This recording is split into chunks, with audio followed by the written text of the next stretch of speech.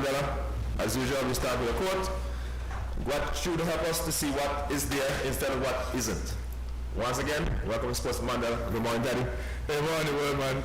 Hope all is well with you. You know, I mean, I'm not doing too bad, to be honest with you. But right now, kind of bad. Someone sees this man next to me, get bad feeling. You know, I'm a brother, you know. But you see, get bad feeling. Boy. Something not going right today. I'm kind of, but maybe you're a good church man, so you might tone down. Okay, we know this best in the cricket, it was a bad feeling. When they go out, of course. So, I mean, we can get this slowly, but I will tell you a long time ago, believe England when they think England one of the most powerful one, the team now. 2020, I guess so. England big man don't play now. The base don't play now. Really big man now. And so when I watch England set up, let me tell you so, I don't want to tell me back England this game down. I just want to back India. India, they don't run ICC. I never like England to run back England, but something about India and ICC, then they just dictate to ICC what must happen. I don't understand it. But they have all the money well, the money should determine, wait. In the politics, we get the most votes, not only the most money. When you go beat it, we get the most votes you go with. If you have something good to bring to the table, don't you know? But, hey, everybody got clever, so you can actually say something and look at it. You know, the guy will check it out. But all the money they got and all this and that. Dudes, they win the championship, the test championship. The old rival Pakistan might win this one. He Pakistan win it. You know what? Boy, I go close. Right? India players go crazy. Look, because we don't back England tomorrow. I can say India back England tomorrow. They want Pakistan win there now. So I'm hoping. I like Pakistan. Pakistan good bowler. They're very good bowlers.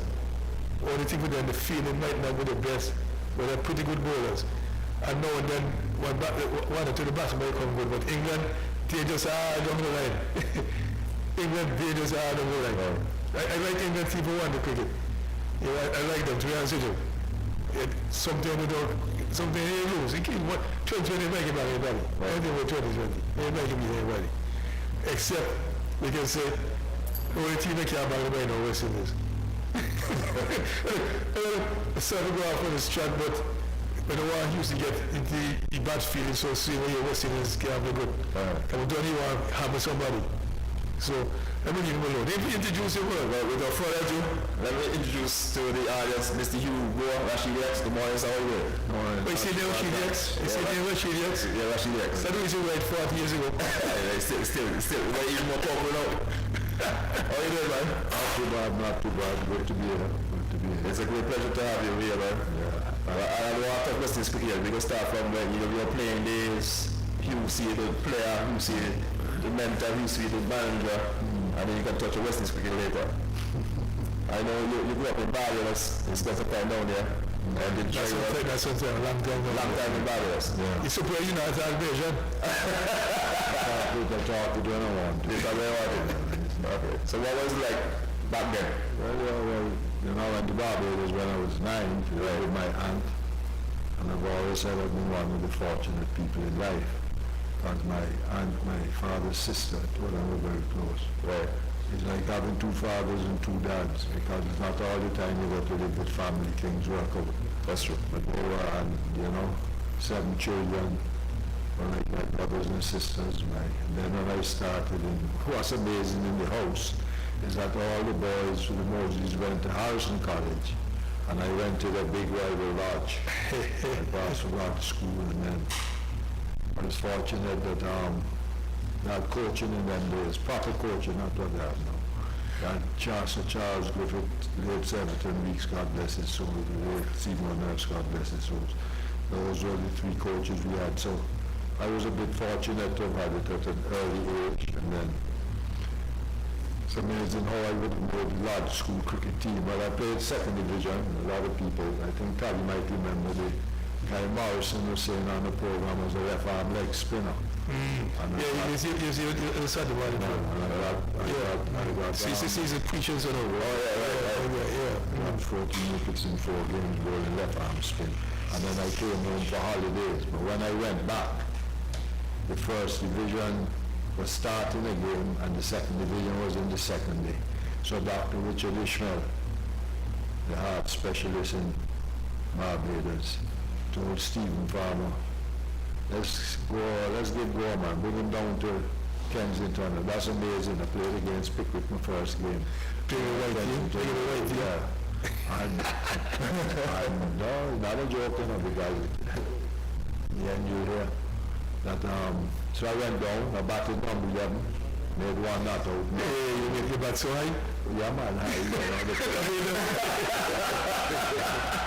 and then the second is I had 4 to win, so they were saying, let's go the ball. Remember, I'm a spinner. Spinner, right. So I didn't do anything. I just bowled what? The one over the 4 runs came off. Then the next game we had the next weekend was against Harrison College. I'm bowling in the nets. This fella John Goddard, my great friend to this day, he is, but Ken Arthur is like a bigger brother, told Stephen Farmer. John Goddard just said, go we try the new ball, you know, and I bowled it in the net, and so I told Stephen Farmer how impressed he was. And then Puckwin broke down, so they decided they were going to try me. Puckwin was for us, right? Yeah, but I remember that he name. played for a lodge, you know, so he broke down. And next thing you know, my aunt and uncle, always present, first game, 5 wickets, a hat-trick, 3 the second innings. So I got 8 wickets in that game. And then went on to play against Carlton. They were mid-table, which wasn't the best. Got 15 of the 17 wickets. Like you remember, there was a man reading the Sunday program, Shell Harris, I don't know if you heard the famous Bajan commentator. Right. He says, this and that, caught and ball go, LBW ball go, caught this ball go. Man, we're going to hear a lot about this boy go, man. You know? And then I went to play against Spartan. That was Right. Cammy Smith and A big team That was again. a big side ball, wasn't it? Peter Ashley, Yep. David Holford, Nolan Clark. No, Clark was a big batsman, you know. Yeah, Clarky. And Hey, wait, And I was saying to Earl, Clark was like Vivian Barbados, you know. Okay. Powerful, Right. aggressive player, man. yeah, Nolan Clark. himself, he lives in Holland now. So I went to play against them, made 100 and something, and they declared at 9. I think it's 110 for 8. I got 3 bats. I got Lashley, Nolan Clark, and Arlington Hunt, I think. That's the 3rd wicket I got. And then we went into bat second innings. Those are big instruments you're bowling. Well, yes, you know, it's I know I'm going to slip. All the time you learn your trade. Right. Ken Arthur used to teach me a lot, and Sir Charlie Griffith. So then the next innings, man, they had us in trouble, but Stephen Farmer and Mr. Frost put on 300 and something. Stephen Farmer made a double Mr. century. Frost was a teacher. Yeah, but Mr. teacher Frost- played Mr. as well. Frost, and his father used to work here with the Star. Okay. He's always had a little Antigua weakness Star. for Antigans, yes. He's always had, you know, when we went to school. And then we gave them these amount of runs to win. But Lashley and some, I think it's Holford, went away the West Indies team. They thought they would have thing, but went into a 3rd day. Right. What a joke is this boy? Clean up 1 wicket early, bright and early, gone with Arlington Hunt. In walks Cammy Smith. I guess I don't know if you heard of him. He Peter a Teddy. powerful West Indies player, man. Yeah, man, bowling him and so on. He says, well ball, young boy. That's the type of the man you was there, well ball. Well, ball a slow ball. He said, that's not so well. Yes,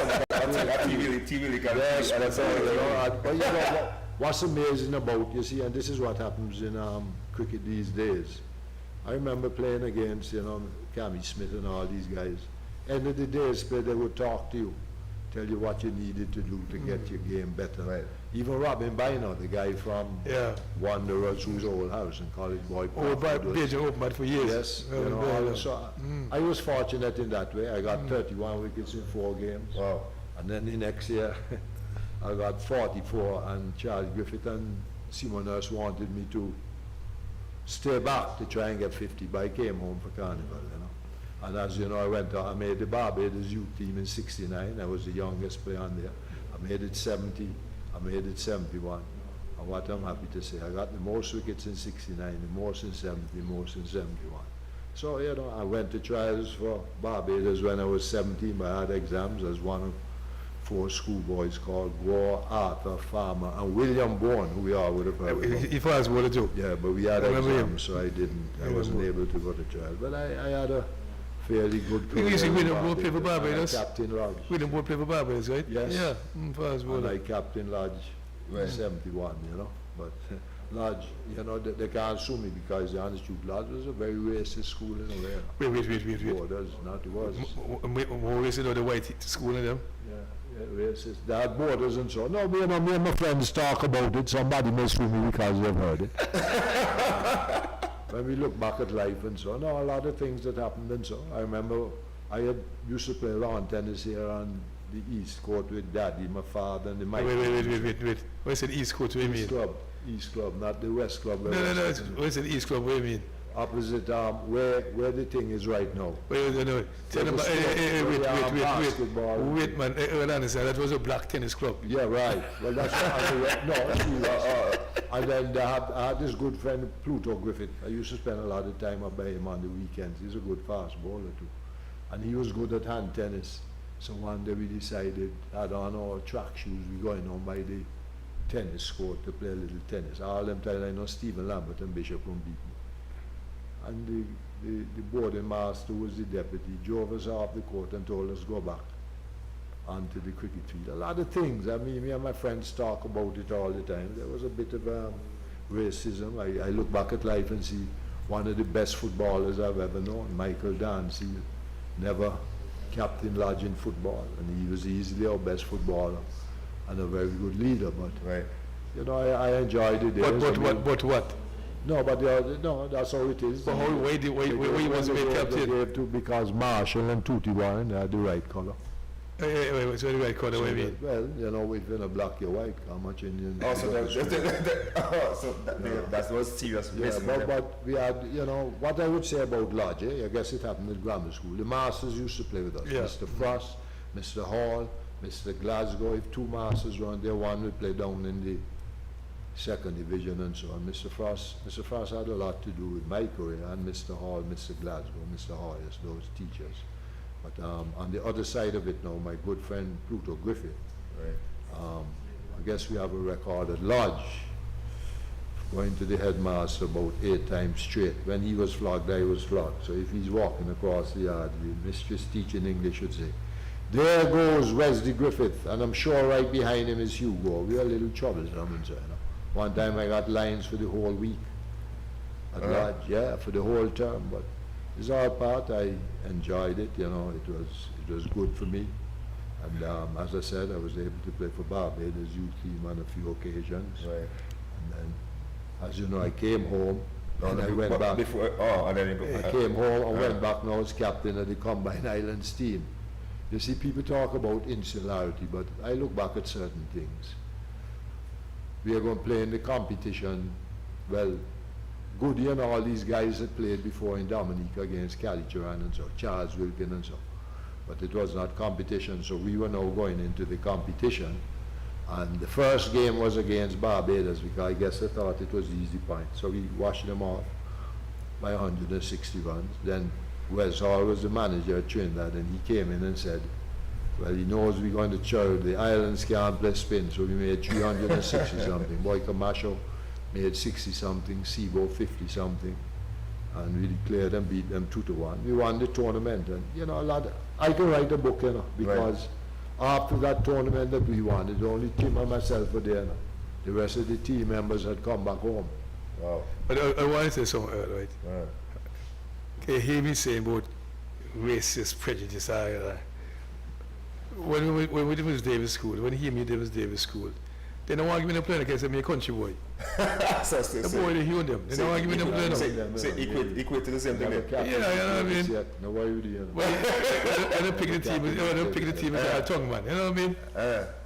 But like, I know, I try to take I'm a feel like I'm a parody, so I'm a feel I feel like that too. I think it Mr. Dave, God bless his soul. I think if Edward Davis or Betty heard him, they might have a little thing coming to him. No, you have to do with Davis School. I think the players, that was Davis School, the players say, you're countryman. No, man, no, you play, I played with you. I played with you when I was off Convent and so I can't remember. But you know, you always have to, you like Boobian. You love this lice, Al. So what about England? I went to England, I played some games of England. Yeah, boy, that's what I wanted to come You got too fast, man. Tyson, we got too fast. I want to Let me tell you something. Yeah. This is something. Every time I look back at it, but I try to forget it because I say, God has a way for everybody. Right. 1970 when we went to Guyana, it came from under 21. When I played 69, it was under 21. Right. And I gave a joke about that. My father came to watch me, and he always used to ring and tell me, 11 o'clock cricket is different to 1:30, which I played in Barbados. Very much so. Very much so. So against Jamaica, the big guns, 360 something, and like a bony man, 4 for 65 man, get all the big bat in them. So when I walk in off the field, they put me to the front and I catch cramp and drop down. Wow. And I hear my old man shout from the pavilion, leave his ass. But that's how he was, eh? That's how he was. I tell you something, because what you said a while ago is so important. Right. Like people understand, 1 o'clock cricket, different 10 o'clock cricket. Right. The first time I played 10 o'clock match, it was Gauss going against the Academy. And boy, anyway, the sun so hot. 12 o'clock sun hotter than anything else. Right. Seriously, and I played a match against New Zealand here. Same thing. And boy, I never sweat in my life, so I sweat. And then the next year. So it's important. Not only that, no. I discovered that too, because what happens, club cricket, then guys go and practice in the afternoon, 4 bowlers, bowl and so on. And when the game starts, maybe 11 goes, they can't bowl 12 and so on. They can bowl afternoon. Right. So there's where I took my level of fitness factory. Right. The work hard, it's practice. So when time come play, you can make it. You remember scare my train at 12 o'clock hot sun. Right. 11 o'clock, get accustomed to the conditions. Right. Condition. It's very important. People don't understand that. Right. He would tell you when the practice of rising sun or St. John's in the afternoon, any quick club, Right. 4 bowlers bowl. But when you bowl, you'll load over in the hot sun. True. A different kettle of fish. Story. Different kettle of fish. So it's important you learn from that experience. Right. Like, you used to learn that fast. After After I got the most wickets that year first, we came second. So it became under 19, and Jamaica didn't send a team. So there's only Barbados, Trinidad, and Guyana playing. And this is the first youth team when we picked to go to England. So we come up against Guyana, and Who are you playing for? playing for Barbados. Oh, okay, but I was you. So I'm the only large boy this time in the team, but they we got first innings, and I can't forget it. 21 overs, 3 for 26, and 3 big bats for Guyana. There was a big bats, what do you mean? Biasmani. What big about them? No, I mean, how many main bats in the team? That you're going to hear the story. How many big bats? Me one with that one. How many 3 big bats? Biasmani, Jackman, and Venkasamy, the 3 big bats, that's all I know. We come against Trinidad now. 300 or something against us. Wow. For 6. H go 25 overs, 3 for 39. The big bats again.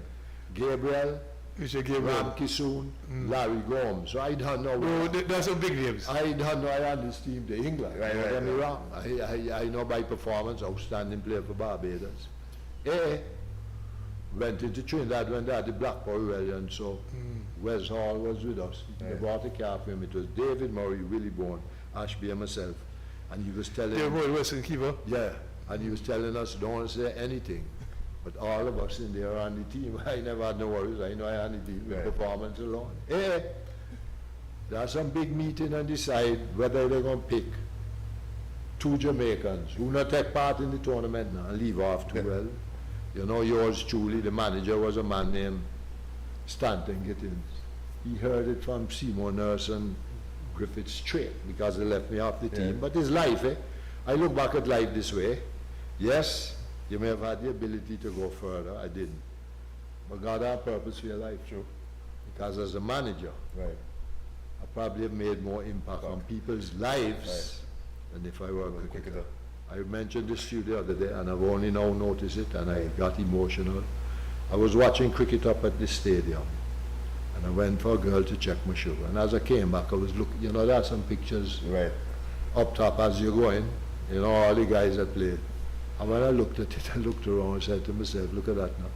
Every one of them up on that board I have managed, except Vivian and you who played with. You get a little emotional. But Every one of them on there, including Jimbo, Booby, Hayden Walsh, Alzari, even them, you know, you feel, but God has purpose for your life. But I want to find a song for you. How can the guys in Jamaica get picked and then they play in the tournament? Yeah, they get picked. Charlie Marley. See, Lankin, I tell you, I can write a thing. Even when you go back to Combined Islands, we stayed at one hotel, the other team stayed at the same one. I saw it in all that. No, that's how it was. I knew, having lived in Barbados, I know how it go. Play them the first game, bam, upset. Bang off Trinidad. First in his games Jamaica, first in his games Ghana. You know, but it is life, and this is why I try to tell these guys, it's reality. When you see these guys make 60, you try and make 160. It's reality. I look back at this, I say, tell me so that's it goes on. it's still, okay, watch this. Let me show you something. I go by certain things I've heard, I wasn't there. Y'all remember the first game Booby played? In Barbados, in the 40, when he made 60-something and the 100 and something. Right, Y'all yes. remember that? Yes. Roland Butcher and Andrew Mason of all people, they obviously have a monitor there, spoke about his innings. You remember that? Right. They even spoke about he should be in the test squad, not the team yet, to play against England. Okay? Should be in the squad. And then pick him. Went and did well in the second part against Bangladesh, and it? He comes here, but Reefer is batting three and Booby out the side. I can't deal with them kind of things. Which one is Reefer that?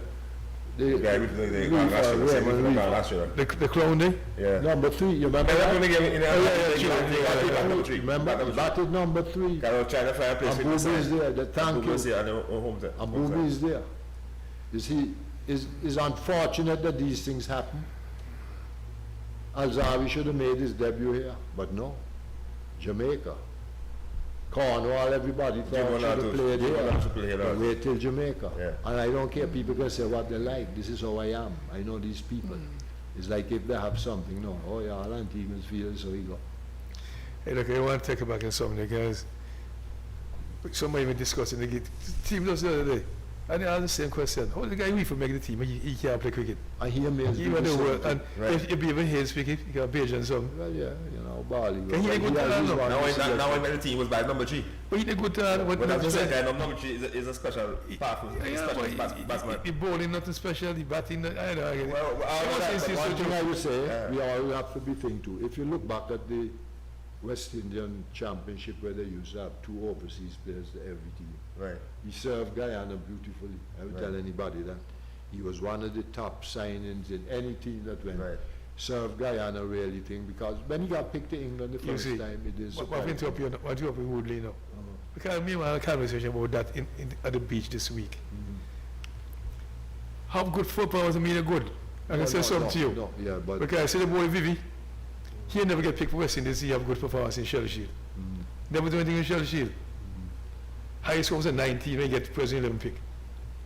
Okay, you see talent. When you go to cricket, you have talent to look for. So I'm saying to you, man makes a No, but you looking see- ones in like that. well, but you see, Todd, in life, you Yeah, have to, tell you me. have to face reality as a selector, yes. When a man performs, it is my personal belief Should be played. that he No, should- he not should in my, get a not chance. my belief at all. If you see the No, man but you awkward, he see- can't do it. No, but what do you I'm mean? saying is, if he awkward, what about the batsmen and them that you get? You see. The guy in Them the... are from what, no, is they getting players who have made the team. But we People get out there. every year for Guyana as a pace bowler, and if you're going to check it, Hey, used to get somebody, and his work ethic, I appreciate people. Not a big talented player, They work hard. but he works at his game, and he's a man should know you know that. the joke me When again. you work. He the ball against somebody. Yeah, the Jimmy Crab West in the cricket. Yeah, but the Jumbi Crab Wait, Wrestling since we is out nobody. the Jumbi Crab Wrestling is cricket and them getting the test. Right. too. He is better than good. I So guess West what in he the was good trying to say that- West in the good town. No, you see that? Well, now when he say he good as a competition, he up against. Yeah. So he doing well But there. that is the problem, Earl. Uh-huh. Earl, that is the problem. When you pick team, pick man with talent. Right. Because when they go to high, someone they go to status level now. That's true. That's When true. they go to higher level, they can't perform. Yeah, I agree. And that is the problem we got. You pick some man. But I Look, tell you if you this. check Western's tournament for the last umpteen years, the people get the most wicked spin bowlers who can't bowl hard. Right. But when they go test pitch, Yeah, but what are you when they gonna prepare the test pitch early, the pitch people are much different. Right. Then they go for the cricket and they go club cricket. See, I have a bowler and a really good pitch. Look, he used to remember, you know, when I watch test cricket long time ago in the 80s and 70s and so, especially in England, Australians, you know, they tell you, well, the pitch might start turning on the third day. The pitch might start turning. Now the pitch prepare no start turning on first, you know. Oh, yeah, that's how they That's work. good, you know. Right. So when you go in a big country, you get good team and good pitch. They can't nobody, you know. And you see, that's it. You You know see, the one that's from the Ghana thing. at the time, and the chief selected him, he never get asked me now. Harper, man. Harper. That Harper, Butts. But he went in the pitch a and man he got got nobody. 16 wicket and he Yeah, won. you know what? That's what I'm saying to you, you have to look for No. talent. You have to look for them. Then what about the Well, you performance see, and all that stuff? what I love to look to, not only talent, you have to see guys' attitude That's and important. the work ethic. That's important too. I agree with you. And that's the work ethic. Yeah. Faster. You know, 11 o'clock, you coming in? 10:30. 10:30. Yeah, faster. I No sound on it. we can't hear. No audio. Turn on the mic or something on it.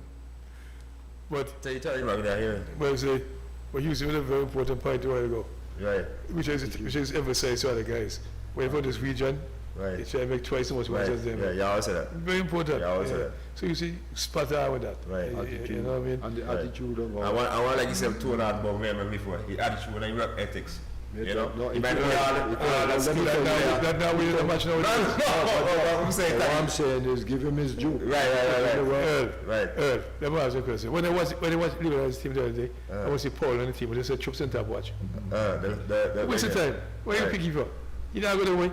The way you're playing 11 and a half. And you now know. in the energy, just aside, he was batting good the whole game there. And the spin ball just come on. First ball, you know, the spin ball low. We can't bat good. What I'm saying, Yeah, not two of them he playing. he look failure out there. The last me watch his stick wicket play the same tournament here. I send you out, I send you 90. Right. He make plenty ones. Right. Put for the big team. That's true. You're the manager then. But then, that is true. Right. When the players stick wicket, Yep. who send you 90 something here? Yep. Big team again. 400 something. No ones. See, the way that they pick them on When there. Toddy, he go back again It's to a the time. work he put in. Right. Attitude. Attitude and work. We're going to pick the level. Western lose again. Pick somebody that may go to the next level. I You always don't say have that. time to waste with them fellas there. You see, like I used to say this, even before he made it. I remember when the guy was playing, remember the one, the under 23 won the tournament in Trinidad? Right. And I said to somebody, you see that boy, De Silva? You watch certain things Just for the about silver. him. Right. Not telling you he's the most talented, but watching. He got He ethics. look like he mentally strong Right. Yeah. and he prepared to bat long. Right. And I prove right. I'm gonna show you another smart thing, you know, about cricket. That same game here against Leeward Islands with Barbados, the Dowrich, who say he carried them to court, you know, them should carry to court. So he carried, no, I'm gonna show you how They life say he is. carries but this cricket People have to ball. pick up these things, yeah.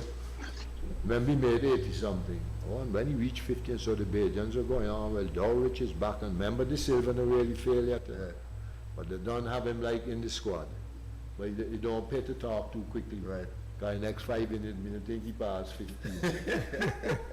You understand? We must stop this thing, and commentators too. do it. I hear a guy commentating up there yesterday, with all due respect to him, he went to lodge. The guy from Barbados, I think. Yeah. Wait, But you have no wait. doubt. I tell The you, same guy that Teddy Buddy. introduced the teams and so. Yeah. The slim guy, just Yeah, he went to lodge, man. He Okay. wanted to find out. Oh, I say, yeah, he said, used to. He gonna try. You ring around, you gotta ring Mr. Frost. Mr. Frost give you the whole world. So he come the next day to talk about, I had to shake you on your legend. He said, me and a legend, me and Exactly. Hugo. Right. Me remain Hugo. Right. But I hear him yesterday, and don't get me wrong, you can hear the little things coming out where undoubtedly who We going for. for and all this kind of thing. And he talking about Jonathan Carter. But if I had to bat Jonathan Carter at 69, just bat you 5 years. I have a budget in the piece. Usually when I say with you, so he still play. Yeah, budget in the piece. Mind you, another, But I must say something to you, see, He's a hard you old like, they're old, oldish, in terms of the cricket stuff. yeah. That is what killed Barb's cricket now. Barb played Brian Noel, Lashley and all the man for so long. You remember that? So they never find young recruitment. So my great friend, got 4 wickets against us in Dominica in his opening game. First game. Next game he got dropped to bring back somebody, and it should not have been him. Right. Who should have got dropped? He should have hold out one of them. He completely outballed them in Dominica. And if it was Booker, you tell you that. Right. If it wasn't for College King and myself, Bird would have done give up the game. What's sad about it now, you don't even watch a game. What happens, Bob, is over the years, the Soul Lake wins Shell Shield. Right. They pick some guys when they're 35, 38, just to say they win. And the young boys not getting to play. Right. So I don't think my Bob myself can't find a way to play test cricket now. You realize that, you see? They went through some years. Yeah, I'm telling you, they played it too long. They went through some years without winning even, more. It's not about winning, it's about development. Development. Yeah, that's my problem. People, I don't mind if you have 2 like elderly that can guide the youngsters and so. But, me and Andy Roberts were talking the other day and John Archibald. And you don't hit coaches because all of us have been coaches or managers, whatever. But he was saying, regardless of what they do, no coach can turn around West Indies and all of that. I said, no, I can't agree with you. Right. And wait, before I can talk, he given a story about Phil Simmons. When they were in Australia, told Phil Simmons, you don't want no ball hit in the air or thing. 2 balls after, if you can do it, you're going out in it. Phil Simmons play some shot, high, that was obviously a gun beast, and he tell him go out in it. Now tell me what that is. So he contradicted himself. How you mean coaches can't think? If coaches were to do what, like I tell people, that's why I could never manage West Indies and so. I see pool run, nobody have to tell me. I was watching the TV. Right. When we in trouble in Guyana. And pool run come out the first ball and play reverse sweep. And so tell me how we're going to play the next game. People tell me how we're going to play the next game. Somebody explain to me. And you're captain too, huh? Tell me how we're going to play. You see people have this thing wrong. Tell me how we're going to play the next game. And all this thing, and let me tell you now, all this thing about power hitting. And so, it's just a joke, Watch 20, you see the people that play straight. Watch them. And then Pollard now, you see these guys get thing when people criticize him. He came out and said, well, because of our performance, he says that, you see, we couldn't, people were cussing because of who they took to the 2020, the year before. And you can see now that these guys were hear the reality. One last thing is, Pollard must remember that is he and them put us to come last why we had to play qualification. I want to say something before Foster comes in. Can you say the poor and reverse sweep? How you can play the next match?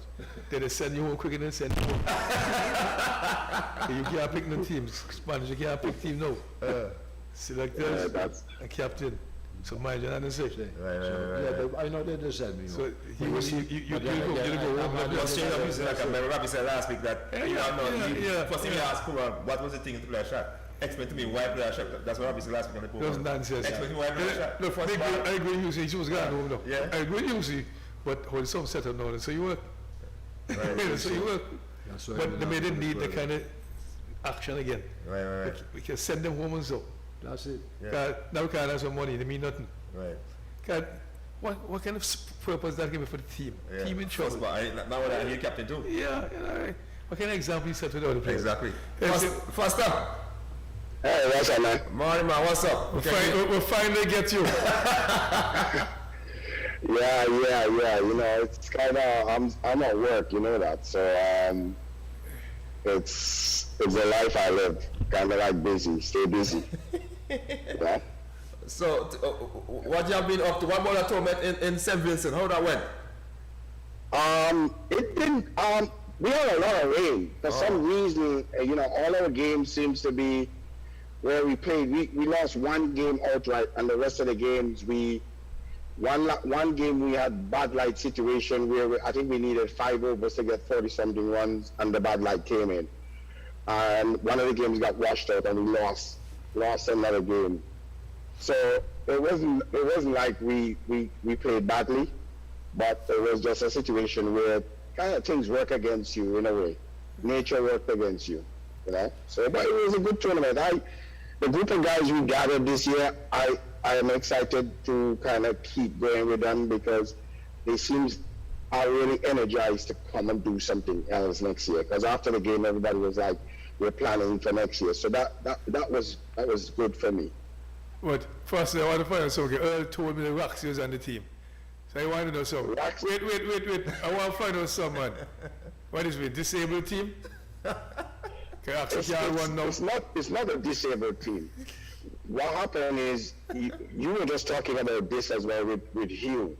Sometimes you put somebody inside of a team that people can look up to, and the experience that they bring to a team will rub off on somebody else. And that's what Roxy's job was. Not to necessarily be the quickest person in the world, but to just have the person who could sit and talk to somebody about what was going on.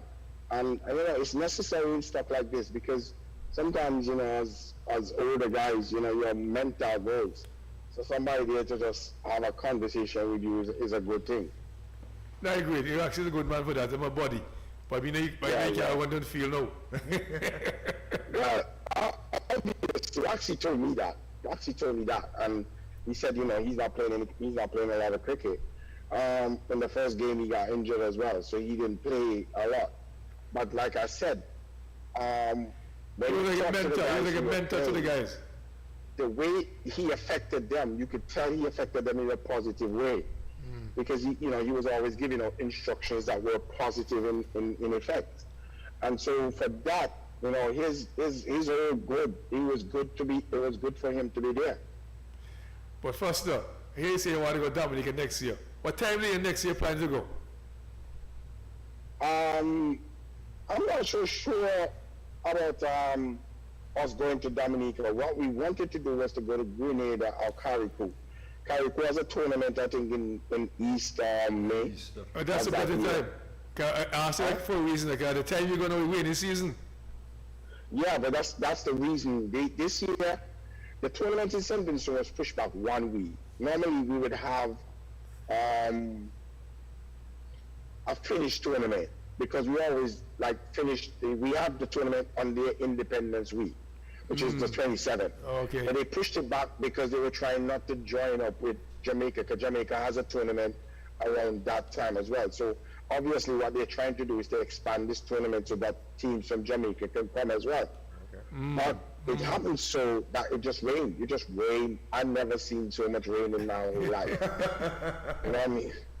I've never seen so much. It just every day it just rained and rained. But the one good thing about I must give St. Vincent credit for is they seem to have put together some good cricket grounds. So they drain a lot better than the ones, a lot better than the ones that we kind of have. So you would go and it would be wet, but you would have only the wet net on the outskirts, and the wicket would be dry as trips. You wouldn't see a mark on them. So you obviously have good covers and good groundsmen looking after those wickets. I don't think the drainage is good. Well, the old recreation ground the best drainage in the world. No. I'm not talking about the old recreation ground. You can't put nothing with the old recreation ground. One was it the old that they do 90 minutes? You never put nothing with the old recreation ground, because as soon as 35 minutes after the rain falls, recreation ground is ready to play again. Yeah. But these grounds, they tend to drain, but on the edges you get the wetness, because obviously there's water. They're draining into some river which is right there. Yeah. So on the edges you're going to get a little bit of wetness, but you want to play the cricket, so you tend to just leave that alone and play. Bad news came with you? No, bad news didn't come. Right now, what I'm trying to do actually is to try and, because of the team we put together, I want to put together a team that has a little less age and a little bit more of a youth. I need 2 or 3 more guys that is like 40s, 45-ish. Yeah. And I need a really good, 2 good spinners. 2 spinners. Vince was supposed to come. Vince Smith was supposed to come, but unfortunately a situation arose with him and he couldn't come. And so did what's his name in Anguilla? Omari Banks? I can't remember. Huh? Omari Banks? No, not Amari. The brothers. There were two brothers. Terry Adams. Oh, I don't Terry know. was supposed to come Terry, as well, yeah. but he couldn't come as well because of a situation. One was coach team there. One So- Lee was. Huh?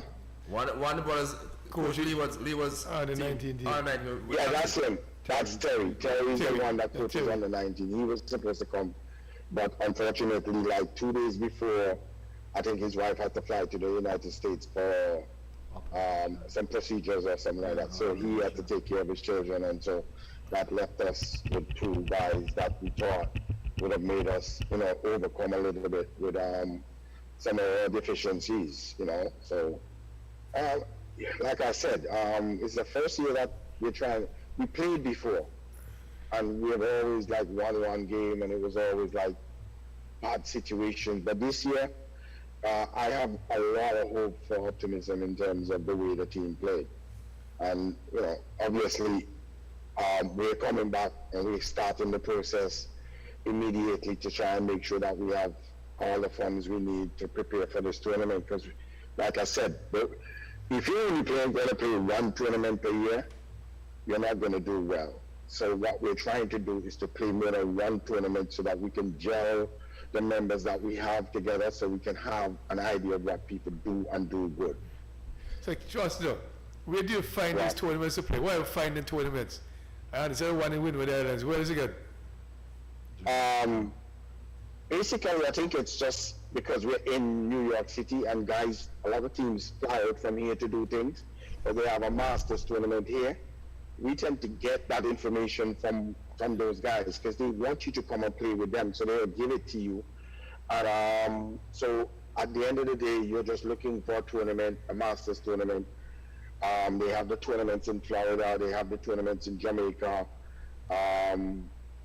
I would say in Grenada, in the Keys, that they have the tournaments down there, and also in Trinidad as well. So basically, it's just a matter of us looking around and see where we can find the tournaments to play. Actually, we're actually planning before we go to Trinidad next year, before we go to St. Vincent next year, we're actually planning to come to Antigua so that we can engage in some cricket in Antigua as well. So Masters? Yeah, Masters tournament. We're looking to come to Antigua to enhance that because of the fact that we had Roxy and Hungry over with us. We're looking to bring some guys to Antigua to just play the cricket and then travel up to St. Vincent knowing that we have some practice. So obviously we're looking for a place that doesn't have as much rain as St. Vincent to start to get our legs together, So Ed playing too? I am gonna try and call up him into doing it next year. So this is the reason I tell you it takes planning. How many Because teams if went you- to St. Vincent? How many St. Vincent? How many teams? How many teams went? I didn't hear that. How many teams? Teams went to St. Vincent. How many teams are there? Eight teams. They had 8 teams in the competition. Wow. How many from Yeah, overseas? How many from? Overseas. How many from overseas? About 5. Wow. Wow. Yeah, it's about 5 teams from overseas. That's not bad. We had 2 Trinidadian teams, 2 of us from the U.S. I think 3 of us from the U.S. And and the rest was really Vincent and teams. So first, East, Northwest, and somebody else. Yeah. the 3 teams from the US, you're based in New York. Where are the 2 teams from? Orlando, out of Florida. So is that mean Ed going to play for Orlando? Ed going to play for Orlando, and what you want? No, if I call him, that's the preference. You gotta remember that brother's blood is stronger than anything else. If I call him and tell him, that we're going down, that's how it's gonna work. You know what I mean? So it's not a situation. I called him this year too, to find out, but he had already taken vacation, and obviously you know how it works here. When you take vacation, this is not Antigua where I can just go into my boss and say, look, I'm going up to St. Vincent tomorrow. and they give you the time. They're looking at all sorts of stuff like you're crazy.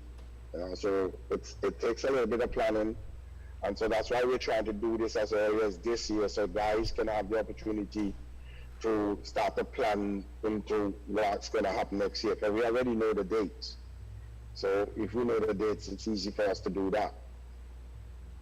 But how after you guys play up in New York though? How y'all have a tournament that you select from? They have a Masters tournament. These guys play every Saturday.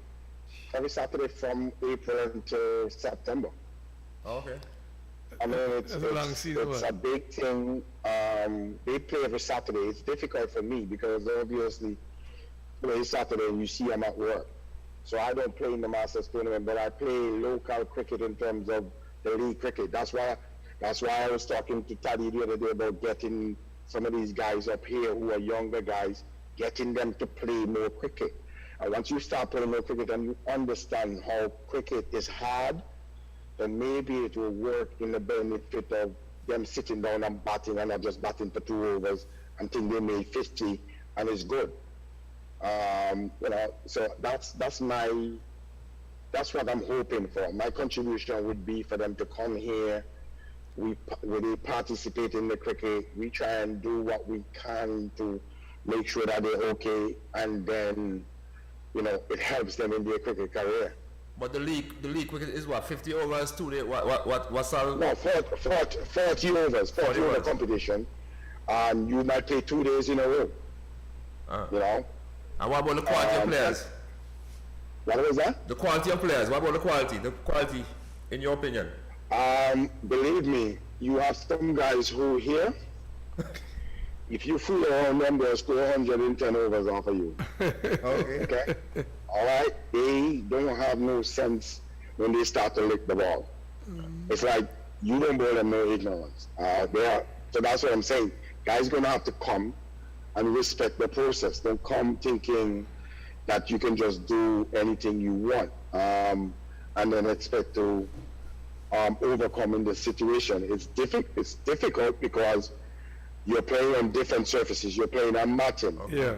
And the matting doesn't say it's going to bounce this way or it's going to play this way. One day you come, it's loose. The next day you come, it's tight.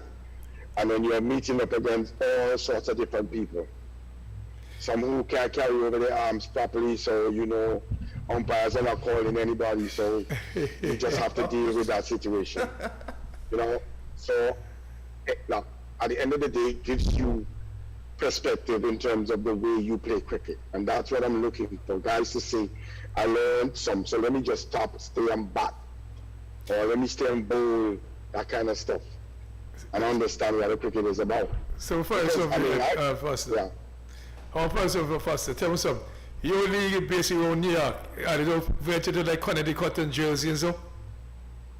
I don't necessarily do it because of the way I used to do when I was a little bit more reckless in my life. I used to play cricket Saturday afternoon and the next day I was in Florida.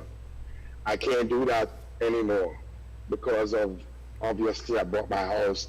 I have certain obligations, and so I'm obligated to do certain things now. But if you come here and there's access to playing cricket everywhere, Maryland, Connecticut, and if like I said, if you're good enough and people respect you enough, you have the opportunity to do that. So it's not just you can play with us alone. You can play up in Jersey, which is just across the bridge, and you can play everywhere else there's cricket. Once you get the connections, it's easy to happen. Yeah, okay, I know Connecticut and Jersey, Philadelphia, Washington, they have Washington, and all of that kind of stuff. And they have a competition up here that it's called the Big Three. John Campbell and Seals and all of those guys, right? Just up here in, I think it's late August, early September, Labor Day. They play that tournament over a weekend. They play a tournament over that weekend. That tournament, if you play in that and you play for the team that wins, they get $15,000 for a weekend set of cricket. There's money, there's a little bit of money around. You know what I mean? You just want to meet up with the right people. And like I said, if the person comes and they're in the right situation, then it's easy for you to just hook them up with somebody. You know, you come, you're disciplined, you know how to play cricket, you understand how to play cricket, and that's how it works, you know. And, you know, before I go along, Taddy, I'd just like to say thanks to you, man.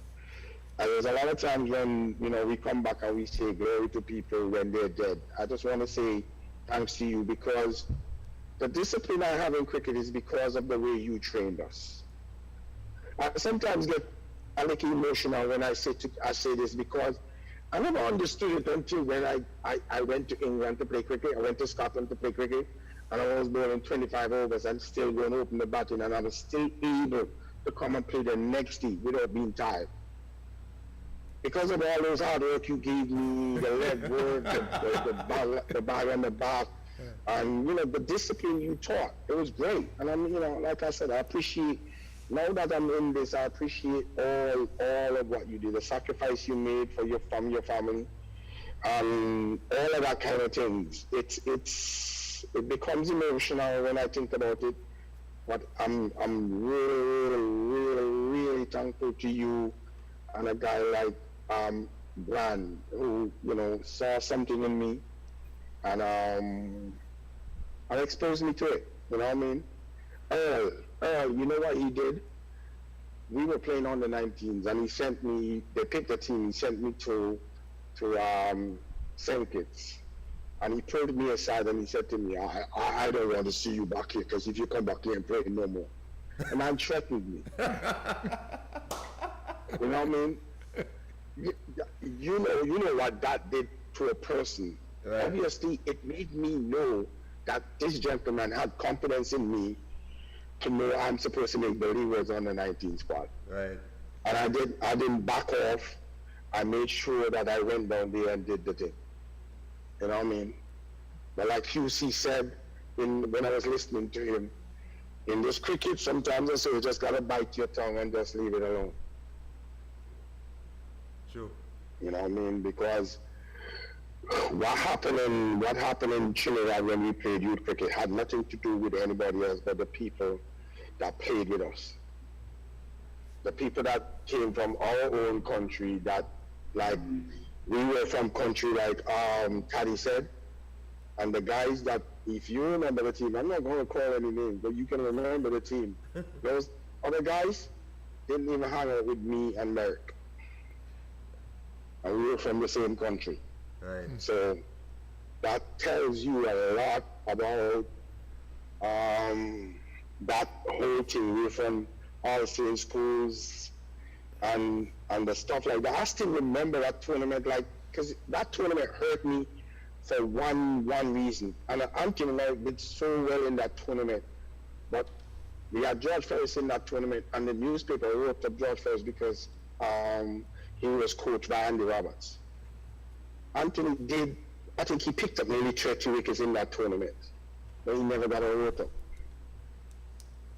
And I looked at that and I was like, when it comes to that kind of stuff, even now when I think about it, the reason cricket is being killed is because we don't give the people that perform and do things the opportunity. We only look, like, if this person was a part of that person, we're going to look to pick them because he has some kind of pedigree.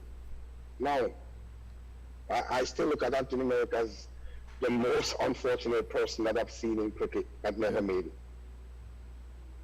Agree with you. That's true. I agree with you. He will see, agree with you. He will see endorse you. No, I'm serious. I'm serious. I played with Anthony from school cricket. I played with him from school cricket. I'm going to say something here. I'm going to say something here. I might get a lot of people off. But there's no Bravo, no Russell, no other Pollard, all of them. They could not match up with Anthony if Anthony was in the time that they're in now.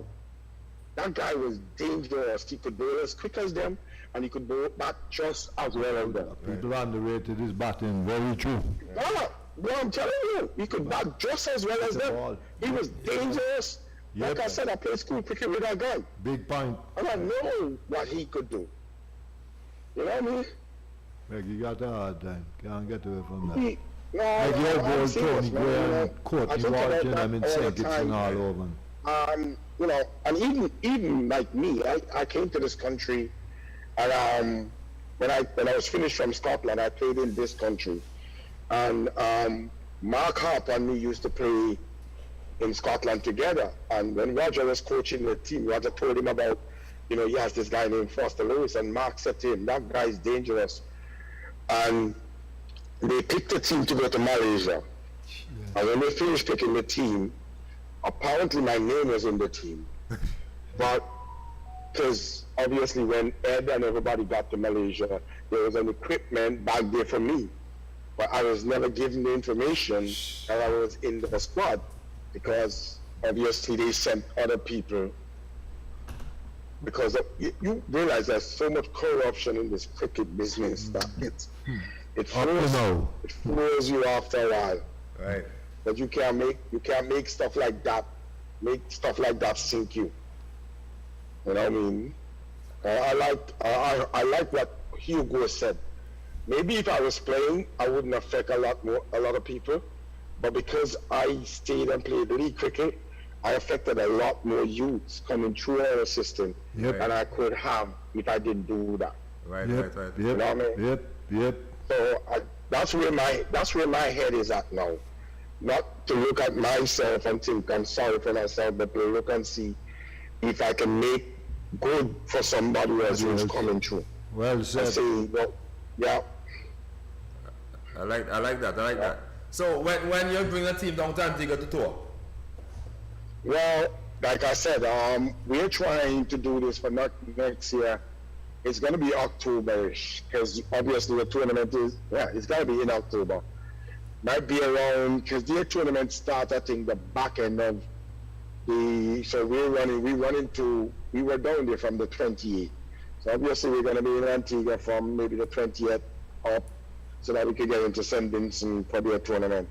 So we should be in Antigua. I mean, I'm quite looking forward to the planning of that. I'm just coming to Antigua to play some cricket. Because I haven't played cricket in Antigua for a long time. And you know, that's the reason I was so happy to have joined back up with Waxy and Hungry in this tournament. Because obviously we know each other from a long time ago, so it was just excited to have them doing that, you know. Good stuff. Good. What happened? You stopped playing cricket, Earl? Yeah, man. Me tell you, You same boat. you told me you quit. That's what happened. You hear what he just said? Huh? He, Taddy and myself in the same boat. Something wrong with the head. I mean, you were younger than me. Yeah, well, that's what I'm saying. Good player. Earl, you had too much talent to stop playing cricket. Well said. You should be playing with somebody out there, even if you're not gonna be the main batsman. The fact that you stand at the next end of the batting crease and talk to another youngster is an example, because you're a good player. And I mean, even now, if you come back and just give yourself 2 months, 3 months, you are. Well, let me say that, because there's a lot of people in the West Indies that can't bat more than you right now.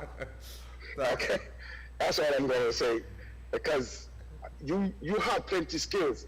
And the way of you giving back might not to play, like I said, not to play as the main person, but you can bat in between all these young fellas and say, I'm gonna stay here, and I'm gonna tell you when it looks good from when it doesn't look good.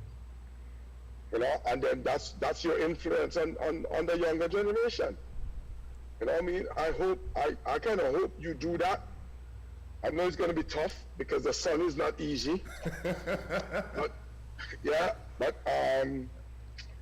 know, that's a contribution. That's a contribution you can make. And that's what I still do. I don't want to play. Right. But the fact, if I don't play, some of these youth will tell me, oh, you gotta come, because when you're here, we're more comfortable. So it forces me to come and play, to just be able to contribute knowledge, because they're out there, they're asking you questions as to what you would do, what you wouldn't do, and so that's part of what you can impact. Your impact would be. No problem. You know what I mean? So just think about it.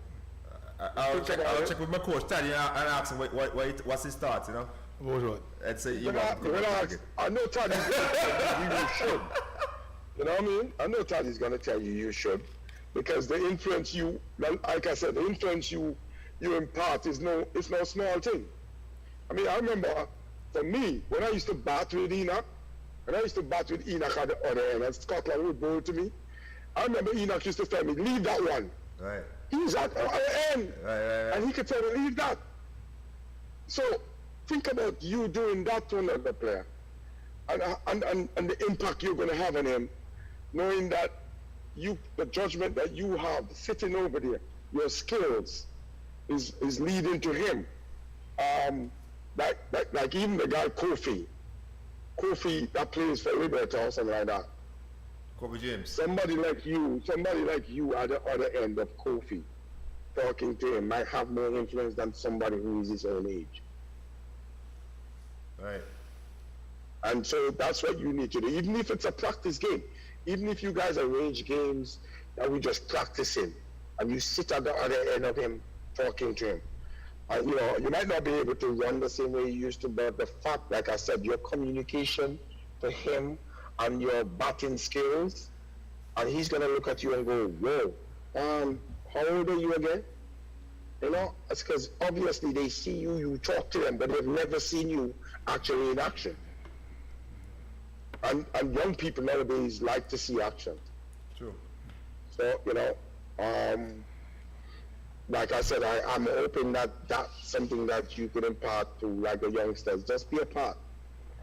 You don't have to play every game.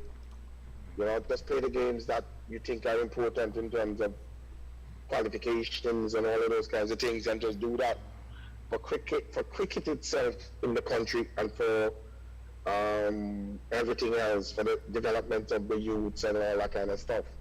It's important that we have some of those people around, because that's how I came through. I had Solomon, I had Claude, I had Spencer, I had all those guys I could look up to. I had my brothers, I had my Bruce, all those guys. When you mess up, they'll tell you, and it's up to you to take it on board. You know what I mean? I cannot forget this game against Buckley's. Cannot forget this. I got 4 for 9 Earl. 4 for 9. And the next game they dropped me. The next game they dropped me, and I could not make nothing out of that. Right. But when I came to realize something, I came to realize that, look, that's a lesson they were teaching me. I got satisfied with 4 for 9, maybe. But that means that if they drop me and I got 4 for 9, that means that all I have to do is to push harder and got some more. It taught me a valuable lesson, because the guy they brought me in for, he didn't do too much. So the next week I was back in the side. You don't want to see me on that field. I was more energized than the bunny. So it taught me a real valuable lesson. And that's kind of, I think, what's lacking in terms of the players that we're looking at. They take things for granted because there's no competition. True. There's no competition. But you see, when we were playing, man, I got my finger broken and taped it up and played. I didn't want nobody to know my finger is broken. Yeah, because if you lose that spot, if I got left out of that side, right, I'm not sure I'm playing the next week. That's true. So, look, like I said, I'm forever grateful for the lessons that I was given. All the examples that were there before me, UC, all those guys, left armor, getting the ball to do all whatever he wants to do, you know what I mean? That kind of stuff was good to me. Right. I want to ask you a question. Yes. Think of the Sweets, the strong team Sweets. Think of the Sweets team. You know that people in the present West Indies team go make sweets team? No, You agree with that? no, they could not. Nobody in West Indies team right now. Maybe Booby, because I'm watching him. He's a class player. Very much I don't so. care what nobody else tells me in life. He's a class player. He But is. if you're playing, if you go into a house and nobody in the house likes you, how are you supposed to perform? Right. So you can't, outside of all of what they're telling you, that guy is the only guy that I can confidently tell you that if a policeman is running in and bowling to him, I have no fear. Everybody else, I'm not sure about. Yep, Right. that's true. That's true. Yeah, everybody else I'm not sure about. Booby maybe, but everybody else, Patrick could not make Sweet Side. I don't care how much runs he scored. He could not make Sweet Side. There's no way we would have played him. I'm telling you. You talk about Cushionhead and my brother, Ira. Right. Ira. And then where is he going to fit into that side after that? You know what I mean? You know the side. Oh yeah. You know Sweet Side. You know what I mean? Where is he going to fit in? There's no... look, I might be saying something controversial here, but I'm being honest. There's no way Bradford could play for Sweets. Right. You know what I mean? He would have to go somewhere and play. And then when you play football, I mean, maybe Buckley's, maybe you play for Buckley's. But even John Hughes, even when you think about John Hughes, he's not going to play for John Hughes either. You know? So, A lot of teams around here that play in those days they couldn't make. You know? well, What do you think is going to happen in Australia? what am I thinking about Australia? Like, I have a lot of hope for West Indies cricket. I have a lot of hope because I'm a West Indian and I don't want to bash anybody. I'm just hoping that somebody sensible can get it. We lost you. We lost the audio. Well, he was right when he said about the speed side, back the speed side, back remember when he started the side. Go back Push your head, come by in school a lot of this side. Cushionhead, man, and Greggy Josiah. Huh? Greggy Josiah. Yeah, cause he was asking him what you think about West Indies players if they could make the Swiss team back then. If anyone of the players, president players could make the Swiss team back then. But we get that Hughes, you know, Hughes in the town where he rises on days, and he come by there on his days, you know. Yeah. Hughes, you You back? Yeah, I'm back. we gotta bring back Hughes even next time. Somebody just called me and I'm not a phone person. We gotta bring back Hughes again. You have to come by Yeah, there. Don't to answer my phone and that's it. You know what I mean? Alright. So it's that's what it is. What about Buddy Mackey? What about Buddy Mackey? What about Partner Mackey? Hello? Mackie. What about Partner Mackey? What about Mackie Ralph? Partner, I hear you now. I am I'm gonna try and pull you back up because I think I just lost you. Well, we have the audio again now. We can hear you. We can hear you now. Go ahead with that again. Mackie, what about Mackie? Oh, Mackie is good. I spoke to him a couple of weeks ago. But he's good. He's good. I know he speak highly of you and the Sweets team. Sweet guys. Yeah. I'm not. You don't have me. I'm on screen, but I have two screens here, so I might have to close one. We can do see. something. I don't know how it works. We see you good now. We see you and hear you. Pastor, Huh? We can see. We will see you while we're we hearing see you. you now. But You're not okay. Let me pull that out. we don't see you anymore. I can only.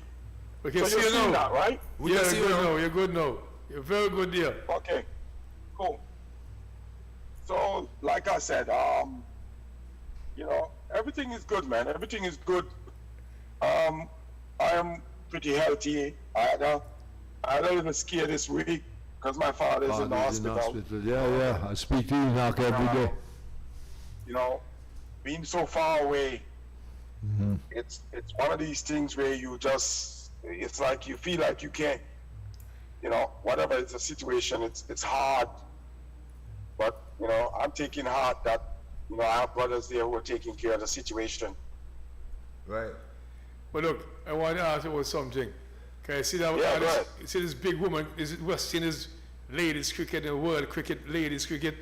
How do you think your sister Joy will fit into that? Oh, come on, man. Come on. Joy is a gem, man. I know. I'm telling you, in life, I watch a lot of ladies cricket, a lot of it. I watch the Healy's, I watch all of those people, and I hear people talk about how good they are. I just wondered if they had seen my sister, what would they have said? Joe, That's all. Joe. I know she was pretty talented, she's pretty good. I know that. I know, I used to watch She was her. number one. Yeah, Oh, she was something else. I mean, obviously, she used to play in the backyard, and I'm sure Enoch had already told you Yeah. about what our backyard situation was about. And kind of like the only person we would kind of back off of was her. But when she starts to get too stubborn, you know what's going to happen. So Well, she you has know to something defend herself. about Joy that a lot of people don't realize, because I watch her from early. She's actually one of the only lady cricketers that used to bowl. Right. The others used to shy. That's what I'm saying. If Right. if like we said, she if like I said, she was around at this time, it would be totally different. I mean, obviously she's a heck of an all-rounder, Yeah. Yep. and basically controls whatever she was doing. So I gush over her because I know how good a cricketer she is, and I see the stuff now, and I'm like, I sometimes sit down and say, only if. That's all I can say. Well, that's the thing a lot of people here talk about, you know, a lot of people who would have seen her. You always hear Yeah. them saying, if Joy was around these times here, there was no stopping her. Well, I mean, I actually brought a guy from Scotland here.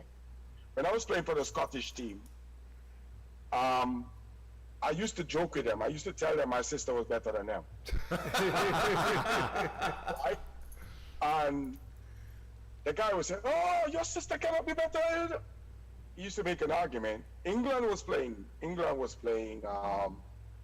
some cricket in Antigua, and he came. I don't know if you remember Hugh. I think I introduced him to you. He came, and I didn't say anything to him. I just took him to watch a game. And when we got to the game, Joy hit somebody over cover for 6. Over cover for 6. Right? I didn't say anything. I saw him, he was looking. And then she did it again. And he said, "Who's that girl?" And I said to him, "You remember when I told you my sister could bat more than all of you?" He said, "That's my sister." He turned to me and said, "Yes, she can. Yes." You know what I mean? So, you know, like I said, I gush over her. You know, so it's I know for a fact that if she was around, she would have been something else, man. Special. Yeah, man, she was But very life, talented, I very good didn't make it batsman. that way. Very good You know? batsman. She was special, special. Yeah, she was in the mix of all the men. She was good. I guess some of it rubbed off as well.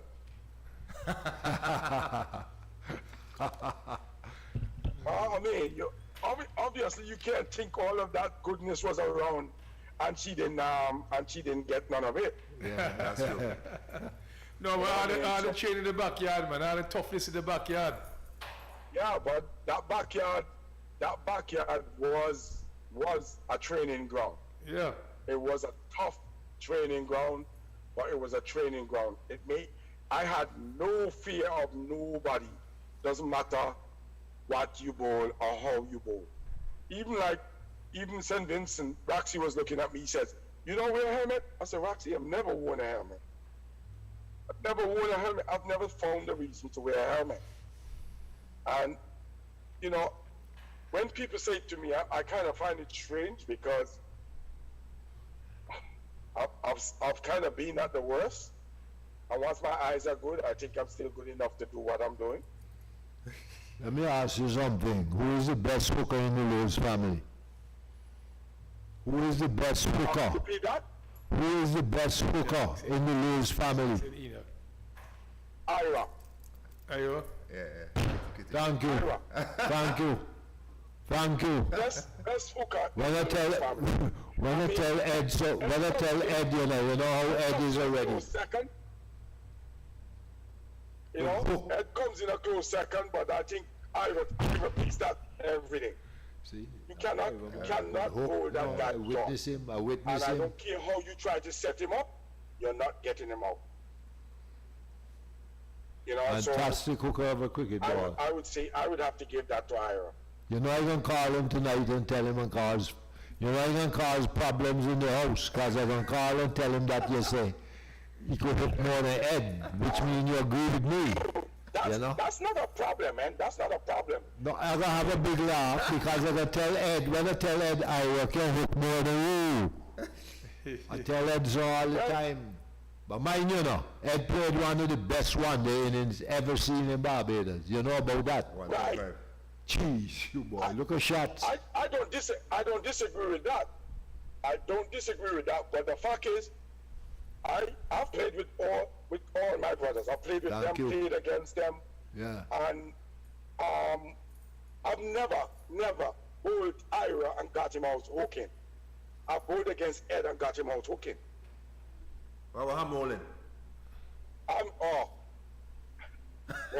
Don't make me start with that guy. That guy was dangerous, man. You know that, you see. Gifted man, gifted, gifted. On drive like a, Say that again. on drive like a, I can't finish the word. Beautiful on drive. Yeah. Always had confidence in himself. There was a game that we played against Pickett, I think, in the recreation grounds when we were playing. Enoch and him was batting, and you remember the guy, Frankie from English Harbour, Frankie Smith. Frankie, All of us was World up man there watching. brother. Enoch had played a cover Frankie, drive to cover, and Frankie was like, "Jesus, that's nice." And then he got a single, and Alvin played a flick shot. He said, "That's Jeez. pure Magican right there." Oh, Remember gosh. Magican from Pakistan? Class, man. That's what I'm telling you, on drive. Listen, that guy was dangerous. That guy was dangerous, man. He got messed up as well. He got messed up in the system. Who's the best of the Who is the best of the losers? It is Enoch what it or is. Sonny? Who was the best, Enoch or Sonny? Enoch. Well, I'm not comparing Enoch and Sonny. I'm not comparing. Because I think that's not a competition right there. Me too. I think I Enoch is the would- best. I never saw much of Sonny, but the Enoch I have seen, he would have to have been very... Sonny was very good. Well, Sonny was good, but he was boasting. He boasted, You understand? boss. He was boasting. Enoch, you ain't getting Enoch out. But you see, I think you're comparing the wrong two people. Oh. Huh? Who you would like, who would you compare, Enoch and who? Enoch and Alvin. Oh yes, that's fair. That's a fair comment. sir. Because I saw the two of them. That's a fair comment. I I would didn't not see compare anything of Enoch Sonny. and I never saw Sonny, but you know it always comes up who was Sonny better. played right in Sonny too. Yeah. I would definitely compare Enoch and Alvin Alvin, yeah. in terms of batting. Yeah. But if I need somebody to bat for my life, it's going to be Enoch. Yep. If I need somebody to intimidate bowlers, It's it's going to be Alvin. Alvin. You know, so they were different, but they were just, you know, they were dangerous. So if you play against those two guys, and you're not getting them out, you know, by the afternoon it's going to be somewhere near 300. You know what I mean? Somewhere in the afternoon, by the time the afternoon comes, it's all 300 runs, and they didn't lose no wicket. So, you know, because even though Enoch is playing for his life, he's not one person that's just going to push and push and push. He's always going to be making scoring runs somewhere. You know? How good was Bruce? Bruce, I kind of met Bruce at his tail end. In terms of when he was stopping, but I remember him bowling, man, and I was in awe of the way he had so much control over the bowling that he was doing. He wasn't fast, he wasn't quick or anything, but you just couldn't get him away. But he now, in a sense, was a different batter. He would play you around, he would make you bowl all day. And then, you know, he'll score his runs as well. So he was a good all-rounder. Just like I said, I mean, when I look at the team, when I look at my family, and this is something I'm hoping that can, and I'm putting it out there right now, if all my brothers are listening, if all of us are listening, my dad turns 96 next year. I want to put a game on that all of us, I mean, it's going to be just a replica of us just being on the cricket field. And Earl and Taddy, I'm putting it out there so that you guys can come and record that game.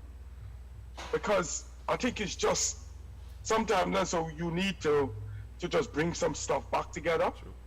And to me, that would be something that, even at the point I'm just thinking about it, it just brings some joy to my heart. Just to, if we could just be on the same cricket field. But you remember you have Ed's son too, ain't it? Rakim.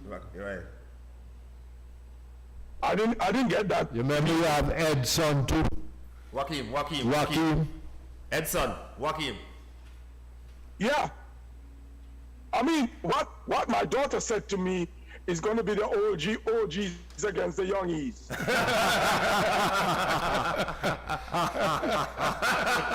Yeah, that's what she said. When I pitched it to her, she says to me, "Daddy, that's a good idea, but it's the OGs against the youngies." Because my father's birthday is on July 9th of next year, but it falls on a Sunday. So it's the ideal setting. It's a Sunday afternoon. We can go and play a 10 over, 15 over game, and then after that we can just sit down and have fun. No, we can plan to carry the game live too, man. Paush, you can carry the game live. Well, that would be great. That would be absolutely great. So you can share with fans back home in the States, in the tri-states. We carry the game live for you so you can share it back home. Yeah, but you know, I can try to set up a platform here that guys could see something like that, you know, even in the workings. But you know, it's something that can work. It's something that can work. So you said it will be a Sunday? Yeah. July 9th, the Sunday. Yeah, the Sunday. Well, you remember, I see you leaving out something, you know, I see you leaving out something about the cricket and so on, you know, when it's Sunday, you have to go to church first. Yeah, well, you know that, you know that we have to go to the church first. Yes. Remember the golden text. Yes. Come back home, say that before we actually go and play. Right. Yeah, but you know, the funny thing about it is, I would never give up the way I grew up for anything else. Never. I appreciate everything my mother and father did for me. Yep, Because I was just about to tell you, your mom. I was hearing Husey talk about racism. I lived in Scotland, Husey. You know what I mean? Yep. No, I was hearing you talk about racism, so I was telling you, I played in Scotland. Yeah, that's true. That's all you need to know. The further north you go in England, the more racist they become. Yep. So, you know, it's Not experience, but I can't get sued for this because I can call the name. But when I went to Kent Seconds in 1975, there was this guy who made a racist remark, a jab at me in that, because he had come to play for Kent Second, as if Iqbal was the captain. And he made this racist remark to him, and I waited till he went in the dressing room, a short left and a right, you know. And they took me before the president. In the end, we both had to apologize, but he was pulled up seriously because he admitted he did make the remark, you know. okay. But Yeah, but I, to be honest with you, I had a lot of backers in Scotland. So when somebody said something to me that was crazy, Yeah. I didn't have to do anything. I didn't have to do nothing. All those guys Supported you. would just tear them apart. so, Foster, You know, if, did you meet any of my relatives in Scotland? 'Cause my great-great-grandfather is a Scotsman. no, I remember I have a daughter in Scotland right now. You know. I said my great-great-grandfather is a Scotsman, so I went to any of my relatives there. Oh, okay. Okay. So, I just know that for all the experience I've had in life, the one thing I can tell you is none of what people think matters. For me, the best thing that can happen is you develop a friendship, and the friendship that you hold to people is the most important thing. Yeah. Because you could have all the money in the world and you don't have health, or have somebody that you can say, you know, you can rely on if you want something. None of that money makes any sense, because you're gonna have it and can't do anything with it. true. Yep. True. You're so right. You know, You're so- so correct. They're not I'm like, I'm just Foster, one of those I persons think about that just sports, like- sports I like to be around people. I like people because it's just a foundation of how I grew up. I grew up in a large family, and when you have to be in that large family, sometimes you better make sure you get your food early. But You know, think so about Foster too. it's, and then it teaches you how to share as well. Yeah, yeah. Because you know you might have something and the other person might not have it, and so sharing was very important, because you know your mother couldn't afford all of what you needed, or all of what that person needed. So you know it's an important thing, and so you know it's cool, man. It's cool. What I And was saying to you, like I said Foster. before we go off of here, I totally appreciate the fact that you guys have done this, and I'm happy that you know that I can be a part of something in Antigua, because I love the place. I travel a lot around the world, and people in Antigua better understand that we have a lot to be thankful for. True. True. You know, Right. So I must like I say, said, I just came having from said that, Sentence. Foster, having said that, you traveled all, Huh? you traveled all over the world. Sports, Yeah. being sports, I can imagine what the friends you have made. Yeah. Yeah, that's the one thing that is good, is that when you travel around the world, you meet a lot of people. And the funny thing about it is, I was heading to Antigua, and I had met this English guy, and he was heading to Antigua. And I don't know, I think Earl, you sent me the information, or somebody else sent me the information, that the guy was looking for me. He didn't know where I was. So he put it out on Facebook, and he was looking for me. And he explained to a lot of people in Antigua who I was. And at that point, a lot of people in Antigua, I guess, got to know who Foster was. And I didn't get paid to be an ambassador for Antigua, but I felt that if I'm from Antigua, I must represent the people of Antigua properly. And I think, if I must say so myself, I think I did.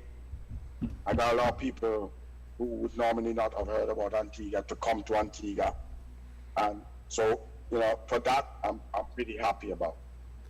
First of all, I I have to leave you now because it's 11:30 and I have another appointment, but Earl was still here and Husey. So like great seeing you, man. We'll talk to you again. Yeah, man. Yeah. All right, Pastor, take care. So, it's nice. It's nice. And like I said, I mean, take the situation and do what you have to do. You see, I know I've contributed a vast amount of his time to cricket, and don't make it go unknown that everybody that you have touched appreciate you, because they talk. If you listen to people who've been around you, even when you're not there, you know the amount when you're not there. When people talk good about you when you're not there, you know you've done something good. Thank you. Thank you for what you're doing, man. All right, Pastor. Appreciate that. Thank you. All right, take it easy, right? And nice seeing you. And you just confirmed that I can hook more than Ed. That's all I want. Yes. Ira is the best hooker in the family. Your family, Jermaine Lewis, that's your family? Jermaine Lewis, that's your family?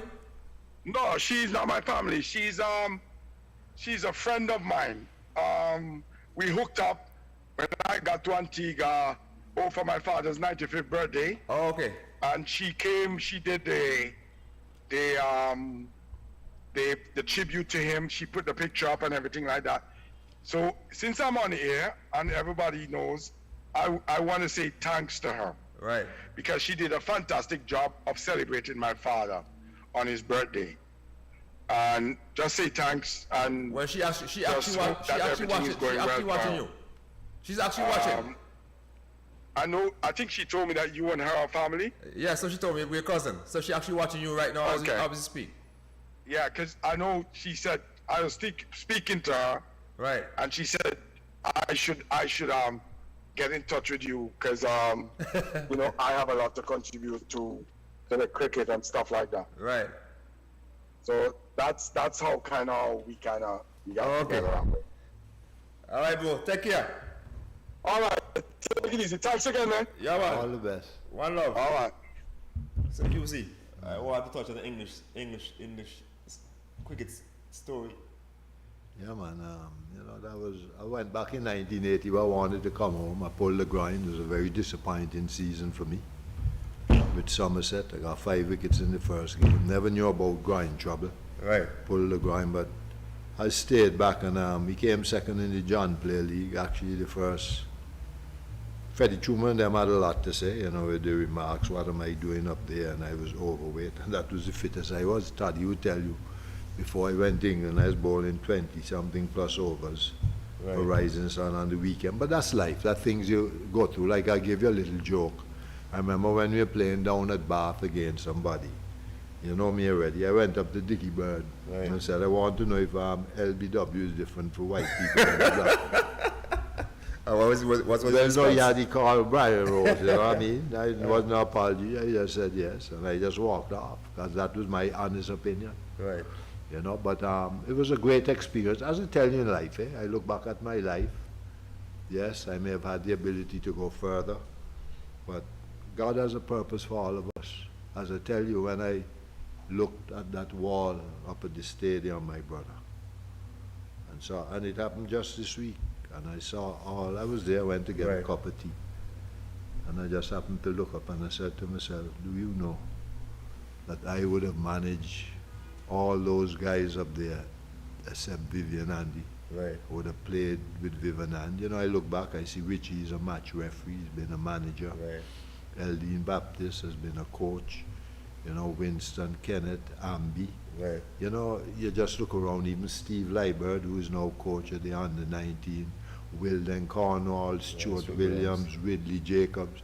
They all have had posts in life where, you know what I mean, either managers or coaches, and you look up there and you say, even the last set, as I told you, when I look at Walsh and Cornwall and Alzari, I just said to myself, I thank God. God had a purpose for my life. It's not only as a cricketer, but it is as getting young, talking to young people. It's my greatest joy. I thank God. Even when I managed Leeward Islands one time, the Windward Islands manager, invited me to talk to the Windward Islands team. You know, as Foster was saying, the thing that I am most thankful for is the respect. You know, I haven't been easy. I've turned down the manager of West Indies on a couple of occasions, but I know why. I know the type of guy I am. Right. And as some people know, I mightn't last a week, but it's all a part of life, you know. I once said to Brian Lara to his face, I said, you know, if I had managed West Indies, I know they would have gotten rid of me, but some of the things you did, Right. you'd have to go home, man. But then Especially again, that tour in England. they would not have sent me home. Right. They wouldn't have sent you home. They'd have sent me, but it's no, you know. I believe in discipline and a good attitude. They would tell you I'm a fun manager, I can have the greatest fun. I know, But because don't step over Les the Van line. League spoke highly about you Yeah. weeks before Monstrat. I Spoke highly about you. I saw the He actually see you program, as a father. you know. Yeah, he You spoke know, highly and about you. this, you know what I heard from the other day too, you know, is just happened to go to St. Kitts of Colin Cannonier Right. played with me, you know, and that's what he said, Dad, how is it, how you keep it? Right. I said, I'm all right, you know, and he said, well, manager, how can we ever forget you? How can we all ever forget, you know? Try to make better of them and so, you know. And I tell people it's not about winning, Right. it's about developing and That's seeing true. people go forward. Right. You know, and I'm put for a wholesome Yes, individual. you know, So after cricket, there's life after cricket. That's why, you know, people say that, the West Indies team and so. I personally believe if, see the thing with Toddy, the way Toddy thinks, the way I think, the way Pacer thinks, Right. with John, there are people who can, you know, disciplinarians. I mean, yes, we're getting down in age, but I honestly believe if Toddy were to be given West Indies team, John, myself, Pacer, Right. just, you know, on the big set, you know, even to talk, you mightn't see performance, but attitude is what That's people true. don't know. You're not going there to turn on performance right away, Right. but the attitude. And as I told the CEO, they invited me to a meeting, a retreat for the Leeward Islands, and as Right. I told Johnny Graves, he spoke well about finance. I said, yeah, I give administration hard, but do you know that in your 15 minutes you never said anything about the players? Right. And the players have problems, the discipline, the attitude, some of them don't know the history. Correct. They don't know what it is to wear that maroon cap. Right. Viv said it the other day. They don't know what it is to wear that maroon cap. And some of them, like, they're just happy to be on tour. Right. You Because understand? sometimes you see them lose a game and they're outside smiling and laughing. Another and stuff yes, and even what I used to tell guys at Antigua level and always at Leeward Islands is that when you get an opportunity to play for Antigua or Leewards and you go back to your club side, Like that. Right. you must go back and help. Not when you all finish bowling 2 yards Right. when the Leeward stand up at point talking. And this is what happens. Right. You have to give back. When you go to play, you must make sure you learn something you can go back in And share. with the others Correct. from your club team, you know. This is the problem sometimes we have. And You know. it's strange enough you said that, 'cause yesterday I was talking to a young man and tell him, you know, long time days you could go watch a cricket game and you could say that guy play for Antigua, that guy play. 'Cause you see the total, the attitude, that's how the guy carry bowling the ball and batting. But You can see the total. Up to that now, separation. my greatest joy is to go, as you know, I watch a lot of cricket Right. now. I had stopped for a year, but I go around and so on. My greatest joy is to see somebody, and I thank God, nobody that have been rude, always have, you know, Right. advice to give them. Even though I manage Leewards, you know, I used to Right. talk to guys from the other teams. Right. You know, Andrew Russell, my great friend, Bishu, Right. Primal, Carl Shamar, Brooks, all that, you know. I must say that you have to thank God, because respect is important, but they know who I am, they know where you stand. Stand, right. Your reputation precedes you. This is not to come here and form no fooling thing. Right. And as I tell them, give up your best. And you see, in managing, management, I tell them as cricketers, let me get to them first, where I would say. Right. Your cricket starts when you wake up in the morning. True. They tell you breakfast at 7. Okay, you can get maybe 10 past to 7:15, you may get there then. But try and reach on time. Right. When you wake up, say your prayers, whatever, if you Right. do have a bath, be ready for 7, because you would have got sleep. And you see, don't get me wrong now, I can tell when a guy is going to have a substandard day. It may Right. sound funny to you. Right. Anytime you see them walking to the bus with file paper, Right. it means they'll rush Right. to, you understand? Right. And it happened in Grenada. Remember John and myself. I said, John, watch you. No, I got no runs today. No. Right. Back, ball down first over. And it happened when we beat Jamaica. Yeah, I can give you this joke. We beat Jamaica 1 year where they had, I think 89 more runs with 8 wickets on the last day. And the bus broke down, so they were coming with us. But all my men were in there. Right. You see them rushing to go breakfast, this and that. Didn't say anything. Me and John behind there talking, and we said to ourselves, you know something? They're going to lose the day now. They're going to lose John, they're not focused. They lose the last 8 wickets for 49 runs. Right. 49 runs, you know, and when it was finished. I have a surprise for you. That's less by weeks. That's why weeks. That's a The legend surprise. himself. Oh, That's God. a surprise for you. How are you, man? How are I can't complain. Life is good on yourself. you? No, not too bad. I thank you for the plausible comments you made because I watched your video. I thank you. Thank you. I became very emotional at home, I must tell you, when I watched it. And I'm so happy to see how you're doing, you see. Here it is, another one I would have managed is coaching and really doing well in England. And I saw Dallas Thomas too, who I used to manage, who tells me he's coaching in Australia. So I'm thankful I made an impact on the lives, you know. Yeah. He spoke. Thankful. There's something I wanted to say for 20 odd years, really personal, because over the years I've been inspired by so many different people, and you've played a massive role in Thank you. my life currently today. Because in the time I'm dealing with Ireland, you've always been very kind to me and taught me the right sort of ways to carry myself. And you've always been so like a father figure to me, and I want to say thank you very much for that, for over the years of the information and the knowledge you passed on to me, heavily involved with the Leewards, has been fruits really, because I'm very fortunate now to be in a situation where some of the stuff that you've taught me in life has followed me through to 51 years old. So thank you very much for that. Thank you. You know, thank you very much. You know, much appreciated, and it's so good to hear about you coaching, you know. So good to hear about you, and you know, you just keep up the good works. Doing some wonderful things over here. You know. Probably things I would never get to do if I was still in the Caribbean, never know, but I made the sacrifice to do things. And heavily involved with used to heavily involved with the Yorkshire Pathways. No longer do that now. I'm involved in a large private school between Sheffield and Derbyshire, which I am the master of the cricket section there. So yeah, things are looking Beautiful. And you know what? Yeah. When I saw the video and the comment you made on 2020, which is the same way I think about it, you know, you try to tell youngsters, a lot of them people want to go to the IPL leagues, but to be a better 2020 player, you have to play 4-day and 3-day cricket. 2020 lasts 4 hours at the most. Right. 1-day cricket is 7 hours, 4-day cricket is 28 hours. So mentally, and I have seen it, I've seen guys break down.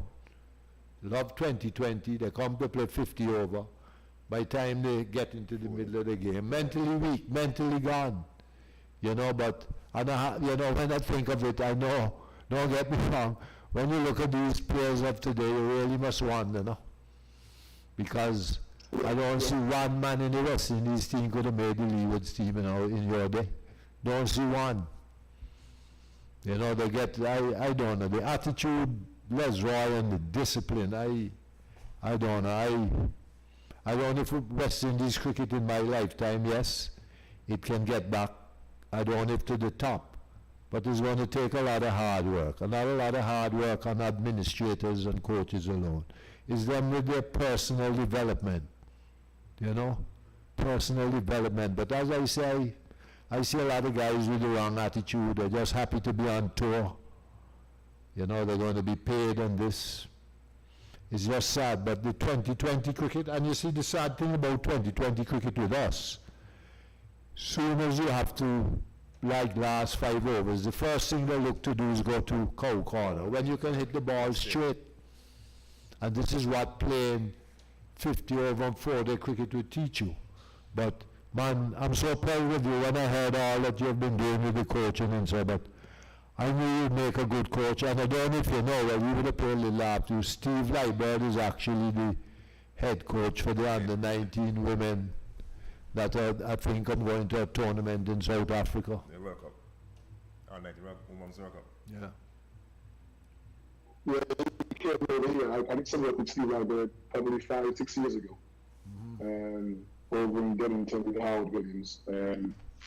Just a couple of CPD things that you need to learn and how to deliver his coaching a lot better. But Yep. I want to touch on something you mentioned there regarding getting back to the height of West Indies cricket, and probably you knowing me and knowing what I've learned from you, it's that I said in the last show is that these T20 stuff, okay, that's the way people want to play. But if we have so many players who are going around the world playing the franchise game T20, how come we can't perform at the international level? Well said. Well said. Well said, Leisure. Yep. We're going back. We're going to all these tournaments around the Big Bash, the IPL, you name it. Some of the best players are going to that tournament. What are they bringing back to the Caribbean to teach the other guys how to play the format? Yes. I read an article in the paper the other day of Josh Hazelwood. Josh Hazelwood was played for the Chennai Super Kings in the IPL. He's the only fast bowler in the top 10. 10, yes. In the world. The rest is spinning. But he's gone away to play in the IPL. He now got to pay a lot of money. But he's come back a better bowler for Australia. Yep. So he's learned his craft. What are our big name players? I could name them all. What have they brought back from the franchise cricket around the world? Okay, to sort of showcase or even passed on. Yep. The knowledge of what they've done. Knowledge. Well said. Well said. That's true. That's a very valid point. Very, very valid. But you see, when you have a captain telling you about power, you know, we have a lot of power. This is not about power. You watch Sri Lanka, you watch even England. Right. Watch the twos, ones into twos, twos into threes on the scoreboard. But we just feel we have to, and the West Indies have a record, you know, they have the most dot balls when it comes to 2020 cricket. Dot balls. Gotta keep thinking they're power hitters. Yeah, that's what they are. you know. And if you look at England, Josh Butler, you can see he's a power hitter, but he's still rocking the ball. Sensible, but sensible. Alex Seals, you can see he's a power hitter, but he's still rocking the ball. But I asked him, what's power hitting? Exactly. What is power hitting? Yeah, but Mandela, Courtney Wells disagreed last time on the show. Right. He said the guys are good enough. Right. When you said to him, you entirely said to him, is the guys good enough to play? And Courtney Wells said, they are good enough. Right. Shit, they're clearly not good enough. They're clearly not good enough because they lost to Ireland, lost to Scotland. Right. And then when our captain is taking on wide long off on the biggest boundary into the wind. True. You know? He's taking on long on, you could probably run 3. Right. You hit the ball to wide long off on the biggest part of the ground into the wind. Right. Yep. That's brainless cricket. Come on, I know you said last time we spoke about the Johnson Charles. I think he said he got 10 out of 1 over, and then he play a shot, a nothing shot and get out. He already got scored 10 runs, so no need a big shot. You tell me, if the game is 7 overs old, right? Are you taking on the biggest boundary into the wind when he could run 3, hit the ball in the gap? True. Then he gets out. This is the captain. Then he gets out, and then he walks off, and the body language tell you he don't care. Right. There's no passion. There's no passion of playing for the West Indies. Well said. I tell you that. When I watch it, Mandela, and I don't watch it very often. Right. And look at somebody like I am. I'm not saying I was the best player, but I came in an era when we had so many good players to try and get into the West Indies team. Okay? So people can say, how can you get the West Indies? Mate, you got Ambrose and Welsh and Benjamins and Hamish Anthony and all these better players than I am. Right. Okay? You look at these guys now. They are a shoe-in because the next couple ain't good enough, they're not ready. And these guys are not having passion, no desire to play for the West Indies because they know win, lose or draw, they'll be playing in the IPL next year. They'll be in the auction next year. Right. Yep. They're playing the big bash. There's no passion. There's no passion of playing for the West Indies anymore. And I watch it and I sometimes I creep and watch it and these guys don't care playing for the West Indies. All they play for the West Indies, all they play for themselves is a shop window. Playing for the West Indies is a shop window. For the lucrative contracts around the world, it's time to stop all this rubbish and stop playing T20 and make our kids play 2-day games. Yep. 80 hours a day, 100 hours a day, and teach people proper skills how to play, how to battle on. And until we do that, Right. we are failing miserably. Well, the under 15s in India, I don't know if you know it, or the under 17s in India play 3-day cricket. 3-day cricket, Well, under 17s. Yeah, there was had a guy on the show from Angola a couple of months ago who was talking about how they were going on. And the guy clearly said they were struggling. Yeah. The young guys were struggling to cope with the 2-day cricket because it now cost them to play 2-day cricket. They were struggling to cope with the technical aspect of the game because it now cost them to play the longer version of the game. Correct. And he was on. What he called Adams? Adams, that's it, yeah, Adams. Adams was on the show and he said live on the radio, the guys are really struggling, we're trying our best, but we'll get there. The guys are really struggling with the longer format of the game because they get to 20 and they get out. Yep. Not because they're not technically good, it's a mental block. You have to play shots. Yes. It's a mental block. You know, you have to train the guys right, and it's just a simple, clear philosophy. You give them the right information for that person to make a better choice. And it seems like to me the coach is not giving the right information. Let me ask you something. Do you think the coaches work enough, especially here in the Caribbean, on the mental aspect of the game or the mental strength of the game? You think they work enough on the mental part of the game? No. See? Not enough. I work in a school, and I can tell you now, I've been in today. It's the rugby season in my school today. And the seniors was in this morning training. We had a gym session, and we had a sort of like a whiteboard session talking about playing against spin and the different ways of spin. And for an hour and a half, we sat there talking about spin. You know, today, off season, we're going to start by next April. The senior guys were in under 18s was in this morning, had an hour and a half and then spin. Wow. That's preparation, you know. Yeah, giving mental people the preparation. opportunity to learn to play against spin bowling. You know, and this is a school. So, and we have people coming in and talking and do CPDs with the guys about mental toughness, mental awareness, that sort of stuff. The rest of these cricket don't do enough. It could be a financial thing, but I don't think mentally they're prepared to go into battle. Thank you. I've said it all the time because what I've found over the years, and I've proved to be right, is that when we're playing these top-of-the-line teams in test matches, they realize we're going to play well for 3 days, then on the 4th and 5th days we break down. We went to New Zealand, beaten in 3 days. We beat England the first test match in England. They win the next 2 in 3 days. South Africa beat us twice here in 3 days. And I don't see how they can't see up to now. Mental aspect of the game, we need to work on that. But then again, I don't know. Even when I watch Simmons, I know Simo well, but every time I watch Simmons, he's sitting down and with his hand here. You watch Dravid, you watch Ricky Ponting, you watch even recently Matthew Hayden with the Pakistan. They have players around them, obviously asking questions. He's just there. I have never seen Simo with a player here and a player there. Always isolated or sitting by himself. I just guess it's part of life. I don't know. And do you know in the Caribbean, we work with nearly 10 and 11 management team. You ever heard about that? Just about to say that. You have more backroom staff. What is their role? Thank you.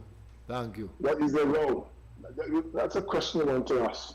Where's the analyst? Where's the guy who's analysing the ball? Who's the guy doing the fielding analyst, the batting analyst? Where's the analyst? Where's the information coming from? And this Who's is collecting the data from day to day? Thank you. And my argument is, we have had analysts for years now, many years, the boy Berridge and so. And you wonder, is it that he's not analysing, or the players are not coming to watch tapes? I don't know. What is their job? Because the men are getting out the same way every time. And next question too is how they practice? Yeah, What kind of practice? see? What the practice session like? I don't know, boy. Weeks you will know. You remember when we practiced, we used to pull away the nets? Right. Because a man would play a nice hand drive in there and think, Right. next thing he go in again when he do so straight in mid-wicket, pull away the nets. But I don't know. I don't stay up to watch cricket anymore, I'll be honest with you. And sometimes when I look at it, I just laugh. I see men playing backhand sweep and all this kind of stupidness. And I really don't know. And I know that's something that has to be practiced. And this is why I tell people all the time, we speak of Kohli and Williamson and Root. My best bat is Steve Smith. Might not have the best technique, but when you hear a man hitting all them balls and things, Right. he can only get, and he's never really had a bad season as such. Right. But Kohli's coming back, which is good to see. Because but what you think has happened to Williamson? Don't you think his 2020 has messed up his cricket? Yeah, I think so. I think having to be a T20 player and have to contribute as captain has put a little bit of a pressure on his technical part of the game. And that's why people like probably Joe don't play T20 cricket. Yep. I know Joe quite well. But I was listening to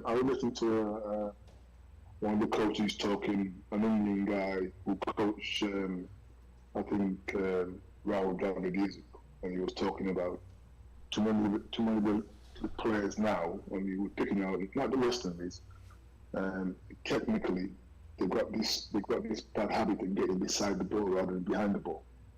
True. The process is all wrong. Yeah. They're getting behind the ball and the hands are leaving the body, they're nicking off, they're getting ball on the inside, and because they're lazy and the footwork, they're lazy. And I took a note of that and I written it down. And when you look at it, it makes sense. If your process is getting you beside the ball, you've got a wrong process. Yeah. You should be behind the ball with your head. Yep. Yep. And if you look in the batting terms, how actually effective that is, from a point of view, you got options when you get behind the ball. You haven't got any options when you're beside the ball. Right. When you're beside the ball, you end up playing a poor shot. So, in a nutshell, you get in a bad position, you play a bad shot. You get in a good position, you have choices to make. You can lead the ball, you can block, you can defend the ball, you can play the attacking shot. But if you don't get behind the ball, you've got less choices. And I think that's the perfect example of that is Joe Root. Yeah. Solid, very, very solid. As I said, Steve Smith doesn't have the best technique, but he just knows how to score runs. But technically, Joe Root, you talk about head and behind the ball. Joe Root, very sound technically, very, very sound. But his technique is quite simple, nothing complicated.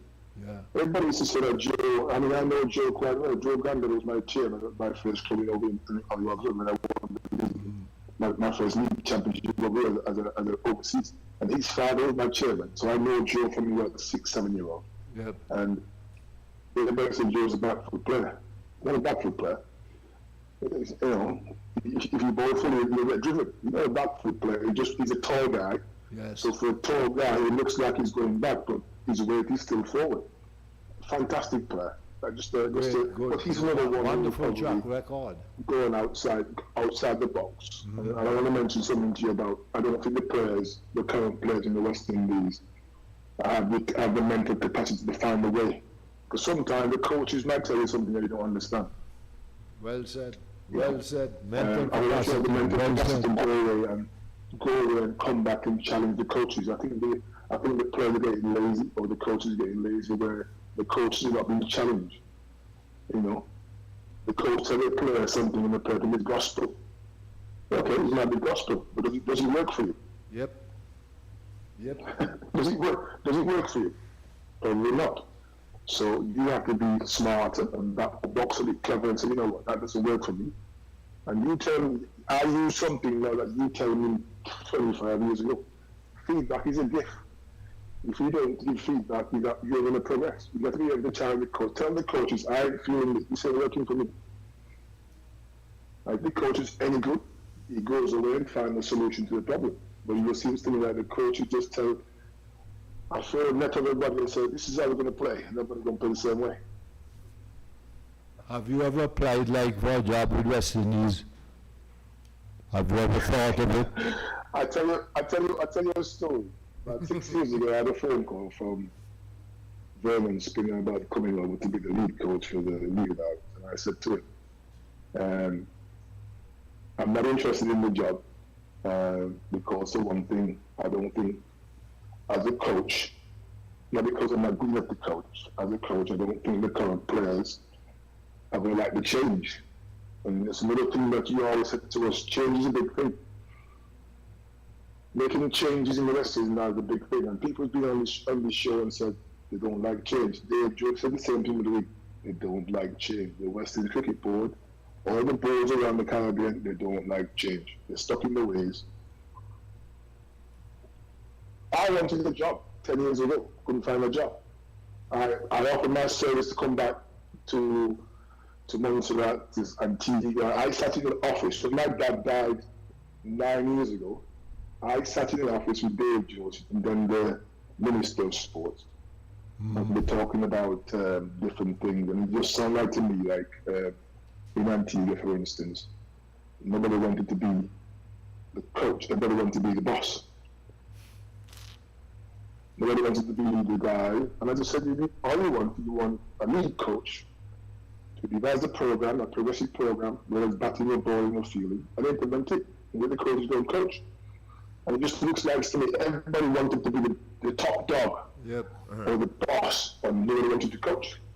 It doesn't matter who's the boss, as long as you're delivering the program and you're making progression year by year, we're winning. I don't think change, the West Indies Cricket Board and the boards in the Caribbean want to change. They're stuck in their ways, unfortunately. So you're right with that. They're going backwards. They don't want outspoken people or people who are going to challenge them. They don't want that. You know? They want yes men. Unfortunately, I'm not a yes man. So I just said no thanks. So that's where we're at the moment. But over here, you in my school, I got 7 boys teams and 5-6 girls teams, and now we have programs every day. You know, we have programs for different things. Like I just mentioned to you about the seniors doing sprint this winter. The second team working on different things, and you pick your fast bowling days. You just have little camps here and there during the winter, and you bring people in. You have gym programs, you have strength and conditioning coaches, getting the guys stronger. I watch it, and like you say, I'm like you, Gore. I don't watch cricket when the West Indies playing anymore. It just for me, it's disappointing. I don't. It's just a joke. Attitude, discipline. Some people are just on. So the best player, this Sheriff is the best player in the Caribbean, technically. So how come he can't play T20? Yep. But I'm going to tell you this. T20. I'm going to give you a little joke, but you know, we all know cricket is unpredictable. I was watching a game during the week, and I have this cousin, he's my friend, Crumpy, you know. So Crumpy was telling the guys, breaking news. Australia Cricket Board hire 5 more ambulances for the first test. 5 more ambulances. So the man asked, what do you mean, Crumpy? He said, yeah, they had to find room for 5 more. Ambulance. Because he said, look, I don't know what happened, because anything can happen, but 1 or 2 of them will get knocked down. They can't. Shea Hope doesn't play. I don't know if you heard about this, but every time he's made a century, and even when he gets to 91, they always make it in his head, you know. Can't play the short ball. Yeah. Himself and chase. And yet still, I think Booby's a better player than him. But Booby again, mentally. up here. Yeah. That's where it all starts. You know? But I hear your week talk about attitude, and Week said something which is so important. As a coach, you can tell a player, do this. And as a player too, you have to be smart enough to see if this is the right fit for you as a Big player. point. That's That's an a excellent big point there. So Big point. are the players in them now are smart enough to know the weak areas and Yep. work along with the coaches Yep. to get better? Yep. And you see a lot of the coaches now go on, the first thing they want to do is correct this, correct that. Watch a guy for a while. Watch him for a while, Right. but you see, they want to say, well, they're changing this and changing that. I don't know what it is. And don't get me wrong, they're bringing all these guys and cricket remains the same, so it has to be a work on the mentality of it more. I don't know. Another thing I want to ask you a question there, because you mentioned obviously the West Indies now in Australia playing a test series. Oh, I mean, the ICC had to get this out of the house in order. How could you have to qualify to play a T20 tournament? And with all these qualifications yeah. and Super 8s and Super 12s and all that sort of nonsense. But you potentially have teams who are playing against each other where the gulf is so far. Yes. So in my opinion, for the cricket to be better, you have 2 leagues, you have 2 divisions. Yes. Yes. You know, you got 12 test nations, you have these 6 top teams and 6 bottom teams. I agree with you. And they play to And you go up. I agree with you. They play to qualify to play in the top I league. agree with you. I agree with you. Because I have said it too. you watch these test series now in Australia, and all these huge stadiums that hold 90,000. Yeah. They'll be empty. They'll be empty because nobody expects the West Indies to beat Australia True, in yeah, any yeah. game they play this year. That's true. I mean, cricket is unpredictable, but this is true. It is.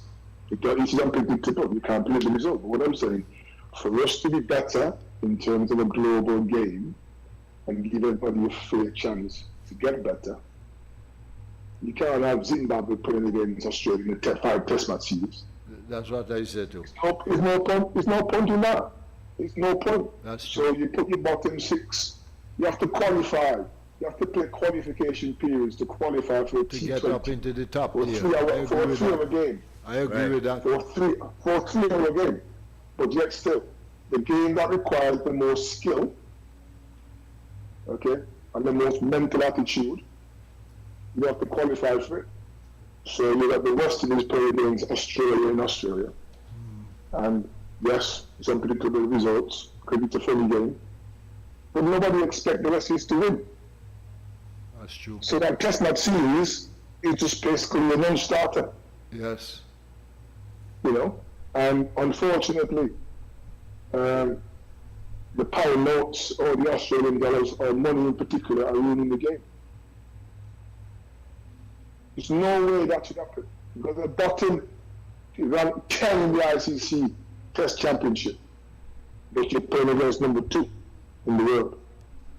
You tell me how that development from a West Indies point of view, how the West Indies going to learn anything from playing against a team that's ranked 8 places above them. Yep. It's true. And when you tell me, because obviously I've learned a lot from you, and I watch, and I'm thinking like, you know, I don't that make any sense. You have to qualify for a T20 tournament for a 3-hour game. But the game that, the longevity, the game that everybody wants to watch, where the technical That's a aspect big of the game point. come to the forefront. That's You a have to big qualify point. for it. It's That's just a when big you point. line them. It's like making your test debut when you were 17 against Andrews and the Watts and Patterson. And play the first class game, but they're playing against the best ball attack in the world. How is that making you a better player? Sure. That's my question, you know. I hope people listen to this. That's my question. How is that fair on one team and another? You know, and the ICC got to make sure they look at it and give everybody a fair chance to progress. Otherwise, what would happen? The top 6 teams or the top 5 teams are you going to break it even further? And we're going to left the islands, the Zimbabwe's, the West Indies, the Bangladesh, Yeah. the Sri Lankans miles behind. Is that fair? What do you think, Glory? That is true. That is true. Some very, very, very good points. Very telling points. Very telling. Tell me something, in terms of your structure, 'cause I asked Robbie this question last week. I know he did some coaching in England. Andrew Schultz, who is in charge of cricket now in England, came up with a plan for improving red ball cricket in England. What do you think about that strategy? Andrew Strauss. Well, it's unfortunately again, it's a financial thing. It's a great idea. Unfortunately, when they have been implementing these rules and changes, they go on a vote. You got 18 first-class counties, and everybody's not going to agree. Everybody's not going to agree. So what you find now, you have a tug of war. Lancashire don't agree. Gloucester don't agree. Derbyshire don't agree. So and so agree. I don't agree. Right. So you're probably going back and forth, back and forth, back and forth, back and forth, back and forth. And the reason why they're doing this, and the little rumor I heard the other day, they're trying to cut it down. They're trying to get rid of 3 counties or 4 counties because they're subsidising all this money and all these wages in the ECB or whatever. And unlike the West Indies, England ain't producing any decent big counties like Derby, Gloucester, Sussex. Yeah. They're struggling. They ain't producing any young players for England. So they're trying to say we're gonna squeeze the first class system from 18 to 14 or from 18 to 12, and then let them go and play minor counties because at the moment there's so much money involved in the game, but we're not producing any young and up and coming talent. We look at the current team now. Okay, they go Harry Brook from Yorkshire is a one-off, just come out and start playing well. But look at the team is aging quite a bit. You know, the team is aging quite a bit. So, unfortunately, if I was an administrator and involved in cricket and the rule changes and implemented, don't let anybody vote. This is what we're going to do from 2023. 23. Take it or leave it. Because at the end of the day, the longevity of the game and the progression of the game is more important than one individual and counties. So rather than let everybody vote on it, just say, look, from 2023, we've got a case study. We think the game is going backwards in terms of that ball game. From 2023, no voting. We will implement this change. And it's fair for everybody. Because what people are saying, okay, if we do this and if we do that, our revenue is going to go up, our revenue is going to go down. And it's also around money, finances. Right. The first council to vote against it was Lancashire. Lancashire, no, we're not doing this. We're not doing this. We're not doing this. Don't let them vote. Don't let them vote, because if you let them vote, it just becomes a roundabout like a bowl of spaghetti. They go round and round and round and round, and no decision is made. That's what I would do. And they were saying in the Caribbean, saying in the West Indies, don't let people vote. Tell the board, as the Western Cricket Board, do a case study, find out what they need to change to improve the structure, and rather than saying we're having all these long board meetings on big tables and people are voting about it, we are going to change the structure for the better of the game because we think the game is going backwards. This is what we need to do. And get these ex-players involved. With too many ex-players who knows the game who are not involved in the game. See? Very true. There's too many ex-players with too many experience and too many knowledge of the game who are not involved. And because they're not involved because they're not yes men. That's the problem. We just need change, and time's running out because we're now in 2023 next year. We need to just change the structure, come up with a better plan, strategy-wise, in terms of how are we going to progress forward from this stupid T20 game to produce proper batsmen, proper bowlers, you know, to play the longer version of the game. Tell me something. When last you take a trip to Munster to see what's the structure of cricket down there like? Well, that's another place. We've had all these shows. I mean, Glory was on one of the shows with Buffalo and Kenny Harman and all these. I offered my service. Jesus. I have offered my service. Right. I'm telling you live on the radio now. I have offered my service. I'm yet to be told, yeah, we could accommodate you. This is what you want to do. Or you want. I'm yet to be told what to do. Like I said to you, people just talk and talk and talk. I mean, go in circles. Over here, they call it a bowl of spaghetti. Just go round and round in a circle. Round and round in a circle. Then again, Can't just look as in you the middle of said, it. yes, man, It's but rubbish. one would have thought, listening to you here, they would jump at the Absolutely. idea of bringing you home. I'm telling you that. One would have thought that. I'm telling We're you, waiting to when you see. hear me here listening like this so intently, I don't even know what to say about you. So proud, you know, the ideas, and you say you never hear anything from them, you have approached them. I've had discussions now for the last a good part of 5 years of coming home. I've spoken to the one lady that was at the time she was in the government ministry. Spoken to her about coming back home. I said, forget about money. Just forget about money. Just put money aside for 1 minute. When your homegrown boys want to come back home to spread the knowledge and the education that he's been learning over in England, when I come back home and just, show them what I learned and try to make the cricket better. And nobody has taken from the offer. Wow. No one. I got to the point where I just fed up of talking about it because it just seemed to me people just talking. I said to the Ben Webby Willock, so I don't know what he's doing now with the lead and Board of Education, the association. I said, one of the things that made me a cricketer was the regional cricket tournament, Antigua versus Antigua, Montserrat versus Antigua, Antigua versus Angola. All these franchise rubbish they're playing, to line people's pockets with money. We got all this influx of all these other players from around the world, that's fine.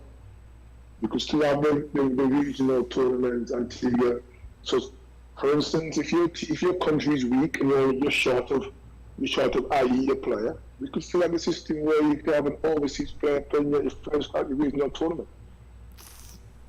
So Antigua has quality to go on their own. Probably same kids or needs for education will be. If Montserrat, Angola, and the other countries do not have the quality to go on their own in certain departments, they can have an import. So let's say, for instance, Montserrat got the wicketkeeper. Okay, and they want to play in the regional tournament against Antigua and compete. Why can't that country, that island, go and get a keeper from somewhere else? Right.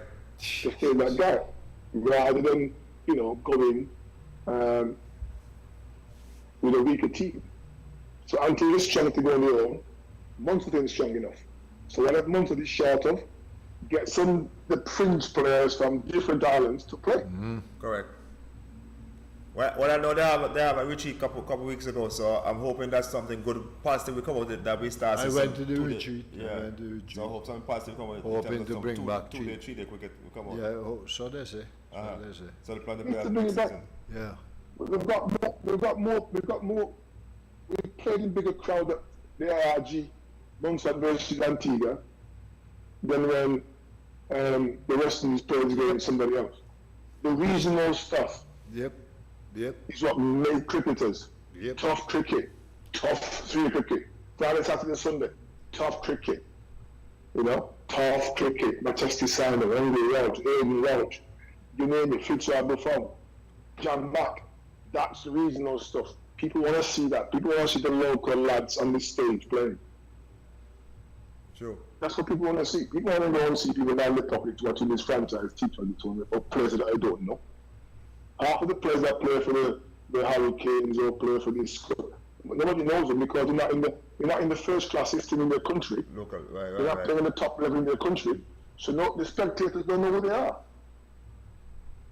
Unless you're not a test cricketer in your country, that person who's watching and paying to watch does not know because he don't know you. But you come in and you're picking up $500,000 to play for six cricket. Yep. And you just go home.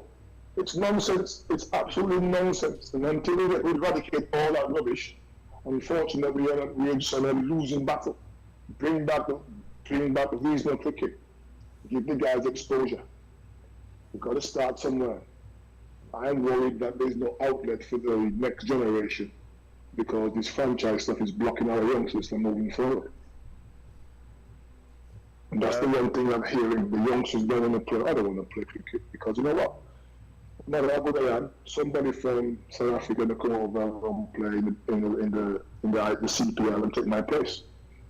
They can't showcase the talent because there's no place to showcase talent. So under 15s in India, under 19s win the World Cup. I'm going to play some of the under 19 squad in Bangladesh. I won the World Cup plus progress to the West Indies. Azari? Yeah. Right. Admire. Do you remember anybody else? And What you mean the guy, for Carty. Test cricket? Carty Yeah, played Test one cricket. day. one day. And Rutherford played Test- one day, but Rutherford and all cricket gone. Paul Yeah, played one just day. cricket. So he dominated on the 19s tournament, but where is those players gone? That is true. There's no outlet for him. So you're going from under 15s, under 19s, you get to under 19s, you come to the back with the under 19s.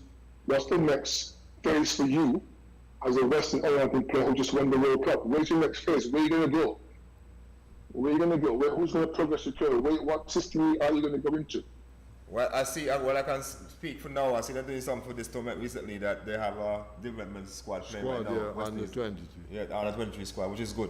So I hope they keep that squad. So Yeah. you hope. Hope they keep that squad for the next But couple what years. they're doing with that, though, to tell you, is that as this set leaves, I think others come giving okay. others opportunity. They Right, might so hope keep they the best. Right, hope they keep that side there.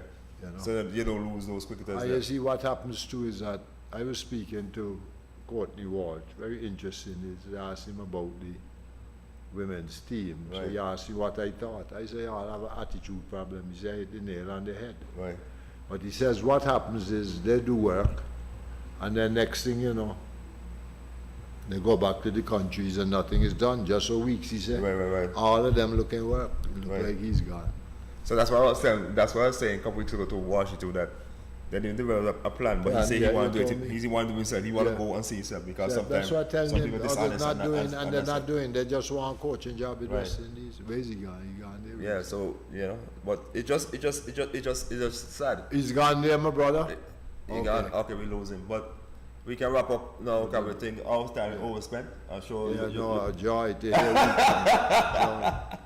A joy to have heard Yeah. weeks. He has a lot of great suggestions. Yeah, you can see the maturity in his voice and stuff, the way he spoke about the Wonderful coaching stuff and like ideas, that. wonderful. And the ideas he How talk about ca- how ICC can you turn him and off? stuff like that, So it's just You know, amazing. but thank you for having me, Thank Yeah, you man. for having me.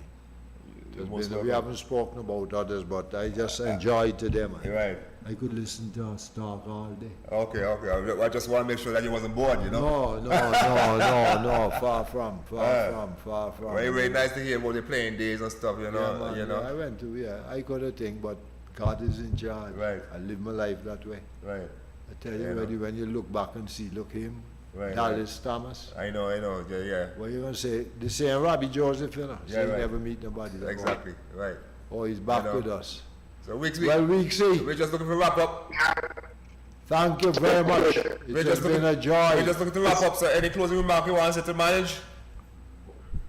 No, again, thank you very much for Yeah, but I would like to thank you for taking some time to come on and for us to talk cricket. I wish you all the best, God's blessings.